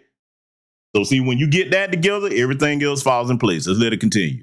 It wasn't because they worked hard or they knew anything that we didn't know. No, those governments got together and then the U.S. government went to China and outlawed all hair that they were selling at the time so that the Koreans could garner that industry and become the monopoly that they have today. So all these other groups, and shout out to this administration, however you feel about it, that's on you. That's your personal preference. But I believe that Foundation Black Americans need to be politically nimble because here's what we found.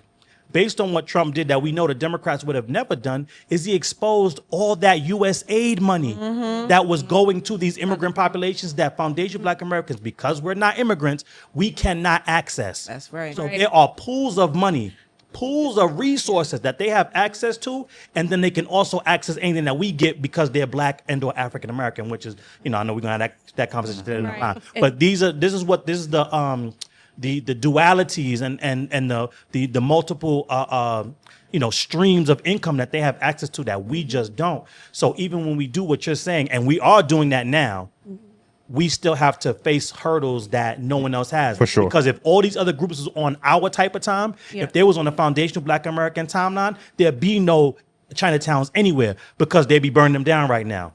There'd be no little Haiti right now because they would have, flooded the reservoir. They would have, bombed the reservoir so that area would be flooded. So we're the only group that gets sabotaged while we're also trying to navigate this system. I agree.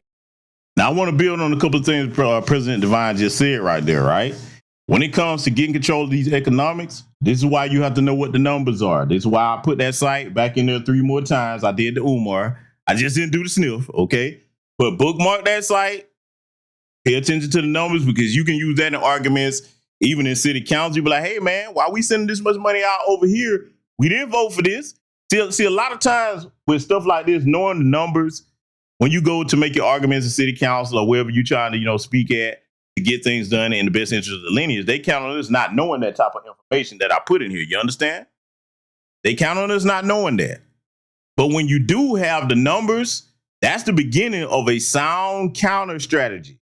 Knowing what the numbers are in any metric, what are you trying to deal with? You got to get your numbers right. Okay. So that's where I agree with President Divine at. Yeah, we need to know what these numbers are and then start utilizing that information accordingly. All right. See, that's what they don't want. See, let me tell you something, right? Right now, y'all done seen a couple of interruptions. One of them was my fault, but trying to interrupt this thing over here If I was talking about, let's talk about Cardi B. Did you hear the latest gossip? Let's talk about some sports. How about that Stephen A. Smith? Aren't the Democrats great? Oh, you don't like the Democrats? Okay, what about the Republicans? If I was talking some stupid shit like that to disempower you, oh man, we would have a perfect stream over here, man. But you know me, hey, I will joke, but I'm going to give you something that you can use if you're intelligent enough to pick it up, okay? Now, the unintelligent, they don't like this channel. They're not good. I tend to want to repel them, which is why I'm so strict about those spelling errors in the comment section, and I give my moderators carte blanche to get onto your asses for that as well. You can't spell, you shouldn't be on the internet. The occasional typo, it happens to all of us.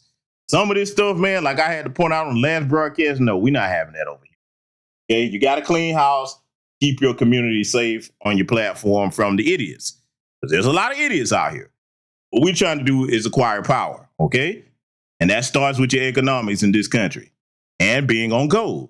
So, you know, shout out to everybody up here again, man. This is how you do it. When you go to represent for the lineage, you talk about all the germane issues relevant to us.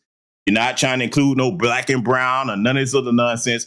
Notice, you ain't heard none of them say none of that up here, okay? This is why I told President Divine that he and Sister Brooke and that entire organization up there that President Divine has, they're a godsend to New York, okay? Our lineage needs that. We need that up there, man, because, I mean, it's just flooded with tethers up there. Damn it. Oh, my God. They all over the place. Oh, they up there just musted to be damn, fucking up everything. That's all right, though. They ain't got long to do that. Because when we get organized and get our things together, man, hey, man, all that terrorism is going to stop. Because like I pointed out on the previous broadcast, without us, you don't have any protection. Yeah, and that's why they're so mad about this delineation. They know we're not protecting you, man. It's open season on you, man. Them folks. And see, that's the irony of it. I thought you said the folks told you that you work so much harder than us and that you're smarter than us and you're not like us. Well, if that's the case, why they trying to get you out of here when we ain't trying to stand up for you? Oh, I wasn't supposed to say that, huh? Yeah, so you know, the dirty black Americans, we're going to go sit over in the corner because, you know, we too dirty. We don't want to contaminate nobody now. We're going to go take us some good baths and showers, you know, and get ourselves clean because we dirty. You don't want no dirty people helping you, right? You know what I'm saying? So don't come crying to us, hey, niggas, we all black. No, I'm dirty. I got to go get to the shower. You know, I need to get, cleanliness is next to godliness. That's what they say, okay? So I'm too dirty to help you, all right? According to what they said. Let it continue. What we do, we keep building and we keep building and we keep building. And just to echo Brother Divine's point, there are set-asides for them that we don't even have access to, you know 100%. What I'm saying? So it's like they have a leg up. Oh, you guys don't, what are you doing? You don't know what you're doing and things of that nature. Black people have always worked hard. Also, Tulsa, right? Think about that. You built that. Huh? The mic. The mic. Oh, I'm sorry. Yeah. Tulsa, Oklahoma, right? Mm-hmm. Destroy that. We have always built, always persevere, but it's just how it goes, boom or so. And it's just always just barriers just for us. And I just think that with this delineation movement, we need to cultivate and build with one another. Like I personally go out of my way now. I am so intentional of patronizing a Black American business because that's important to me. You know what I'm saying? I'll tell you this, right? Funny story. And that's how we met. That's how we met. Yeah. I was like, I need my hair done. I said, I don't, you know, no disrespect. I was like, I know we was boycotting the Africans at the time or so, you know, from the mistreatment of how they was treating us in their shops or so. And I said, no, I was like, I need to find a Black American hairstylist in New York. And I seen Lovely and I said, okay. And now we're here now. You know what I'm saying? So even with that sisterhood and that connection. So another story. My nails, you know, this whole wealth transfer, what happened, you know, because we're not supporting the Asian business no more. I'm sorry. I know I'm keep moving. I'm sorry. My nails are so jacked up. And I was like, I need to find a Black American nail salon. And I found one in Harlem. And just for that, I'm pouring back in my community. That's just well worth it for me. So, you know, we just have to be intentional. Everyone is not going to be on the same page, right? Harriet take everybody with her.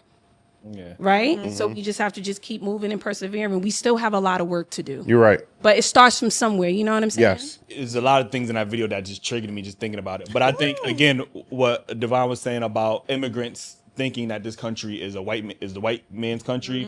So when they think about this country, and I just noticed this recently, which is why when we even get to the diaspora wars, which I just started hearing about recently, that was never really a thing for me growing up. I just started hearing it with the British people and you guys don't know where you come from. And I realized they think that every black person in America is an immigrant. Yes. When you Yes. say, when you Yes. say like our parent, Mhm. our lineage is here, Mhm. they can't fathom that idea because they think that every black person in America is a migrant. Like, you know what I mean? Right. So Yes. that to them, obviously, I don't know what the educational system like is in Europe and anywhere else because I don't understand how y'all don't understand the trans. Now that's a phenomenon right there that just threw me for a loop. Okay, that threw me for a loop. When the orange man got in there, deportation started ramping up. All of that, they coming for you next. I'm like, no, we're not immigrants. Like they really did believe that. This whole we don't know where we from and you don't know who you are. They really thought we were here just like them. I don't know how you got that in your head. We didn't have to fill out paperwork to come here. We've been here. Which part of that do they not understand? They were really going around. I thought they was trolling. I'm telling you. Because I mean, I was just like, okay, I know that there's some comprehension issues over there in Tetherland, okay? I know it, all right? The tether weather is just amazing. But I was like, oh, these motherfuckers are actually serious. They think we're immigrants. Oh my God. Talk about being lost in the damn sauce. Amazing. And argue you down. Oh, they coming for you next. I'm like, okay. Meanwhile, when the ice trucks get rolling through, we standing there with popcorn. They're like, well, they getting me, but they're gonna get you, nigga. I'm like, okay, we about to see. Hey, get him too. Him too. He black like me. I know, baby. I'm a citizen. I got all kinds of paperwork, birth certificate. I wasn't born on January 1st. Okay. We got all types of documentation, IDs, hey man, you know, these, the houses. And look, man, I'm not an immigrant. We don't have no immigrants in our families, okay? Now, Ubuntu, I suggest you get ready to Greek barbecue if that's where you're going or wherever you headed to. You know, hey man, I got a gift for you. And I would politely stroll up to the ICE agents. I like, listen, don't take him just yet. Let me talk to my tethering, okay? Fellow tethering, okay? You're tethering, okay? You and your fellow tethering, let me talk to you. Now, I need for you to exercise this work hard ability and you're smarter. You're going to be okay. See, when you look, this is what we got to start doing. I need to camp out next to the detention centers when they haul them off. Wait. And you got to go and grab them by their shoulders and say, you are kind, you are special, you are important. You got to give them the blind side speech, okay? That's what I think. Yeah, I know you're like, oh, you a cold motherfucker. Yeah, listen, man. We need to encourage them. We need them to go home and be all they can be, okay? Because we need you to exercise all of this hard working and this intelligence. You got to remind them to calm down, baby. Don't let that flashy, fancy ankle jewelry that they slapping on you distract you. You the best, okay? Remember the white folks told you. Don't you believe it still? Oh boy, can you imagine if we did that? You think I won't do it? I will film the shit, okay? Hey, hey man, I'm trying to tell you, man, stop. Because I'll get ultra petty with it. I have time. I'll do it too. Let it continue. Slave trade, how y'all don't understand U.S. history or whatever the case is. Maybe even in America, like y'all had to do what's the test they got to do to get the green card? Citizenship. Yeah. Citizenship test. Obviously, there's no black American. It's not. It's not. Like, Right. if I ask you who the first president is or some dumb irrelevant questions, but there needs to be some active because we are American history, so that should be on the test. 100%. And I don't know how we could get that, but it just bothers me that the lack of knowledge about our history, about our contributions. Is they act like they never heard of it. Like it doesn't exist to them. And I'm gonna say crazy to me. But even going back to the diaspora wars, there's a book in 1999 called Black Identities by, I think an author, her name was Mary Waters. And she talks about how black immigrants, parents would tell their kids to stay away from the black American children. You even have businesses to this day, white businesses, corporations, who would prefer black immigrants because they consider them more complacent, more docile. So there's even an incentive as a black migrant to even distance yourself away from blackness or black Americans. Like, you get what I'm saying? So not only are you're being taught a certain thing from your parents, but now corporations are incentivizing you to, I'm not black American. I'm a Caribbean. We are different to black. Like, you know what I mean? So this is where I think the diaspora wars comes from. And, I want everybody's thoughts here, and I'll start with Divine. Like, what is your thoughts on the diaspora war? Do you think it's just an online thing? When did you see it started to manifest itself? Like, what's your thoughts on that? So diaspora is a population of people dispersed from their original geographic homeland who maintain strong cultural, emotional, or political ties to their ancestral identity while living somewhere else. So it was important for me to read that because we are not a part of Africa's diaspora. And so because that is the case, for those of us that descend from the 388,000 continental Africans that were sold by other African tribes that arrived here in the USA, that was the diaspora, right? What we are now today is a new ethnic group. We had an ethnogenesis, right? I know we're going to get into DNA, so I won't talk about the genetic profile, but the bottom line is that we are a new creation. We don't have any ancestral, political, social ties to the continent of Africa or any. Boom, right there. Just that simple. President Divine stated that so very eloquently. Listen, man. Listen. He's correct.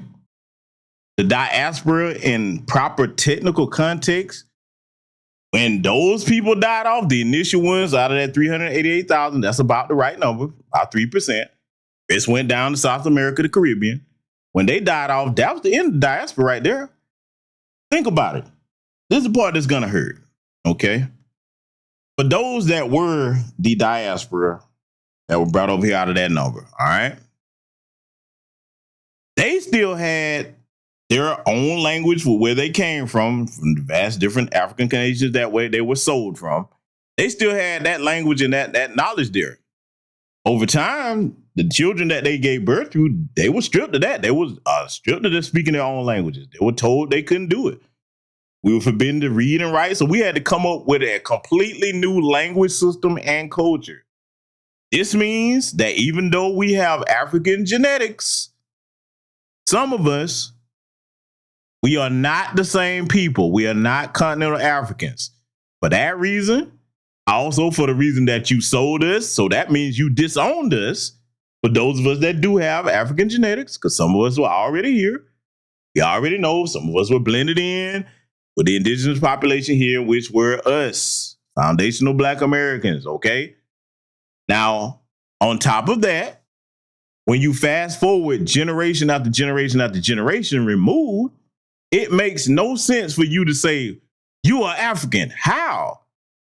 500 generations removed and you think that we're Africans? None of us are citizens of any African nation. We don't have any relatives that's over there, no direct relatives, okay? So we're not Africans. We're not. I don't care how delusional Dr. Umar, you know what I'm saying? Mr. I'll never open the school. Yeah, I said it. I don't care what he tell you. It makes no sense when you break that down. Even a 5-year-old can understand that. So this diaspora thing, you're not talking about us. We're not a part of that. We're here. We know where we're from. You are the diaspora, continental African, Caribbean. And that's okay. There's nothing wrong with that. Nobody's disparaging you about that. That's just a biological fact of where you from.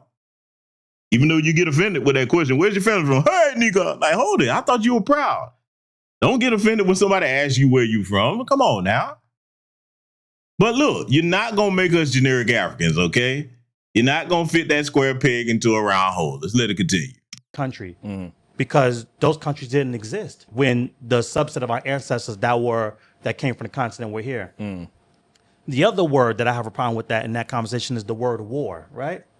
A war requires two sides to be going at it, right?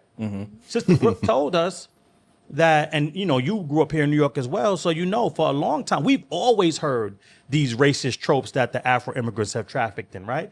If you watch, date myself a little bit, but if you grew up watching In Living Color, you remember that Hey Man skit, right? Where the Jamaicans had like 20 jobs, right? There was everything. And so it was funny, but in that skit was, they work so hard, right? So And that is kind of what that trope was playing on. And so we've always heard it, but we was like, you know what? Like, all right, let them believe what they need to believe, right?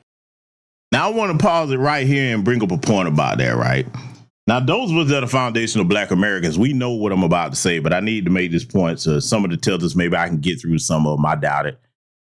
Tethers, I know you think these white supremacists adore you because they blow smoke up your ass and you hadn't figured that out. But especially in this day and age, the 21st century here, 2026 going forward, it is not a noble thing to brag about working so hard, especially for them folks. It's nothing noble about that. You know what you're supposed to learn to do? Work smarter, not harder. When you work smarter, you don't have to work as hard. See, let's examine the In Living Color skit, okay? We all remember it for those of us that are Gen Xers, okay? If you're a younger person, look up In Living Color, you know what I'm saying? Hey, man, or whatever, you know, type that in, you'll find it. Look at the situation where all of you have to live, you know, damn near 25 to a house and bragging about household income because each of you working 4 and 5 jobs. First of all, I'm laughing because we don't live like that. Hey, listen, at the most, in a foundational Black American household, you're going to find a husband, a wife, and their kids. And that's however many they got, 2, 3, you know what I'm saying? Usually our households are right around 5, if that, you know what I'm saying? That's immediate family. The only extenuating circumstance would be, okay, you got a situation where a relative needs to stay with you for a little while, but you know, we try to speed that up. Like, all right, let's get you together, make sure you're good, and let's get you on in your own space. We value our own space, okay? So when you also look at, it's not something to brag about working hard for them folks, especially when they underpay you. You don't want to talk about that. That's why you have to have 4 and 5 jobs, because they paying you less than what you were worth. And you think that you are somehow smart because you out here working yourself to death for less than the actual wage you're supposed to be paid for? Oh, I don't want to talk about that. We're going to talk about it tonight. Now, on top of that, look at how little time you have just for life. See, you're not living to work, you're working to live. How you going to actually raise or take care of a family? How you going to actually get some enjoyment of the fruits of your labor? You working 4 or 5 jobs and all this shit. You won't ever have no time to just enjoy your life. We ain't finna do that shit here, okay? So you go work hard and we'll work smarter, okay? And shout out to the young generation of entrepreneurs that have figured that out. It's not a noble thing to work yourself into the fucking ground for peanuts, even if you getting paid the average wage, okay? Or proper wage, even if you got a degree or whatever. That's cool, but always figure out how to work smarter, and better yet, learn to work for yourself. That's where the future is going, entrepreneurship, okay? Now, is it for everybody? No. But most people, everybody in this chat room, whether you know it or not, you probably got some type of talent that you can maximize or monetize. You need to start exploring that. Exploring how you can turn that into a business if you are so inclined. Now, if some of you okay with working whatever job you have, let me encourage the younger people to with this also. I get it. Everybody's not going to be a business owner. I understand. Okay. However, get into the skilled trades. If you're not going to go into STEM, get into the skilled trades. I'm telling you, AI can't do that yet. Get into the skilled trades. Everybody running around talking about 6 figure, 6 figure, 6 figure. Let me tell you something. Electricians, plumbers, pipe fitters, welders, and for now, even still, they trying to get these automated trucks. But for now, truck drivers, okay, you better get into these skilled trades. I'm not telling you what I think. I'm telling you what I know. Now, a hybrid version of that, you can say this is hybrid skilled trade technology, cybersecurity. Listen, you better trust me on that. Oh, that's where the future is, okay? If you're not going to get into the skilled trades, start moving towards the future. Learn how to use the AI. Learn how to be the technician with the automation and machines. They're going to always need a hand, people in there somewhere. See, especially to the youth and anybody, but especially to the young people. Society changes. Society changes as time goes along, okay? It evolves. The person that's going to do the best is the person that adapts best to this evolving society. Don't just sit and complain about something. Say, okay, I'm going to master this so that I change with the times and you're not left behind. Better to do that than sit around and whine about, what's coming. Whining doesn't do anything. And forgive me, I had the spirit of Flacco upon me. I rebuke that, you spirit of Flacco. Did y'all hear him? Flacco, damn you, I'm going to keep clowning your fat ass. Don't try to send your stuttering spirit over here to me. I rebuke it. In the name of non-stuttering black baby Jesus. Damn you, okay? I got jokes. Listen, y'all understand what I'm telling you about that, though. All right? Be the type of person that evolves with the times. Don't get left behind. Let's let it continue. Like, and we just played it off. We played it to the left because, like you said, we didn't want to punch down on nobody, right? We know who we are. We know what we've done here. So it was no need to fight them on every little thing. It was like, all right. It was almost like when I don't know if anybody has siblings, but when you're the older brother or older sister, and you got that little brother, little sister, I think they could beat you. And you're like, all right, go sit down somewhere. Or if they hit you, you're like, all right, if I really haul off, I'm going to get in trouble, one, but two, I'm going to hurt you. So I'm just going to let you, I'm not going to hurt you. I'm not going to hit you below the belt like you're trying to hit me below the belt, but you can only hit me below the belt because you can't reach higher than that. Right? And so what's happening here is that they're framing us finally giving them pushback as a war, right? Because their conversations never changed. They've always thought it was a white country. They've always had this inferiority complex when it comes to us. They call us the main character. And they've always had these racist tropes that they traffic in. The only thing that's different is that now we're like, hold on, Pierre. Hold on, Tunde. Yeah, getting too carried away now. Right, hold on. Now you hold on. You're doing too much. Right, just the same way you would get on your brother or little sister if they went from hitting you below the belt. Now they picked up a weapon. It's like, wait, hold on. That might not hurt as much, but it's going to hurt more than what you've been doing. So I got to check you also, because if you do that, then you're going to think you could do everything else or do more than that. Right. And so it's not a war, and we're not a part of diaspora. The diaspora war, right, is what's going on in the Caribbean right now with Jamaicans expelling Haitians that don't want them there, right? A diaspora war is what's going on in South Africa right now, where you got them physically and violently getting Nigerians and Ghanaians up out of their country for whatever their reasons are, and that's their business. So it's not a war. It's us finally checking the disrespect that has been coming from Africa's diaspora for far too long. And we're not, and you want to know why it's not a war? Because never once in our history, nor is anybody talking about it today, doing what the Caribbeans are doing to each other, mainly Jamaica and Haiti right now, but it mixes around and it kind of, flows to other countries.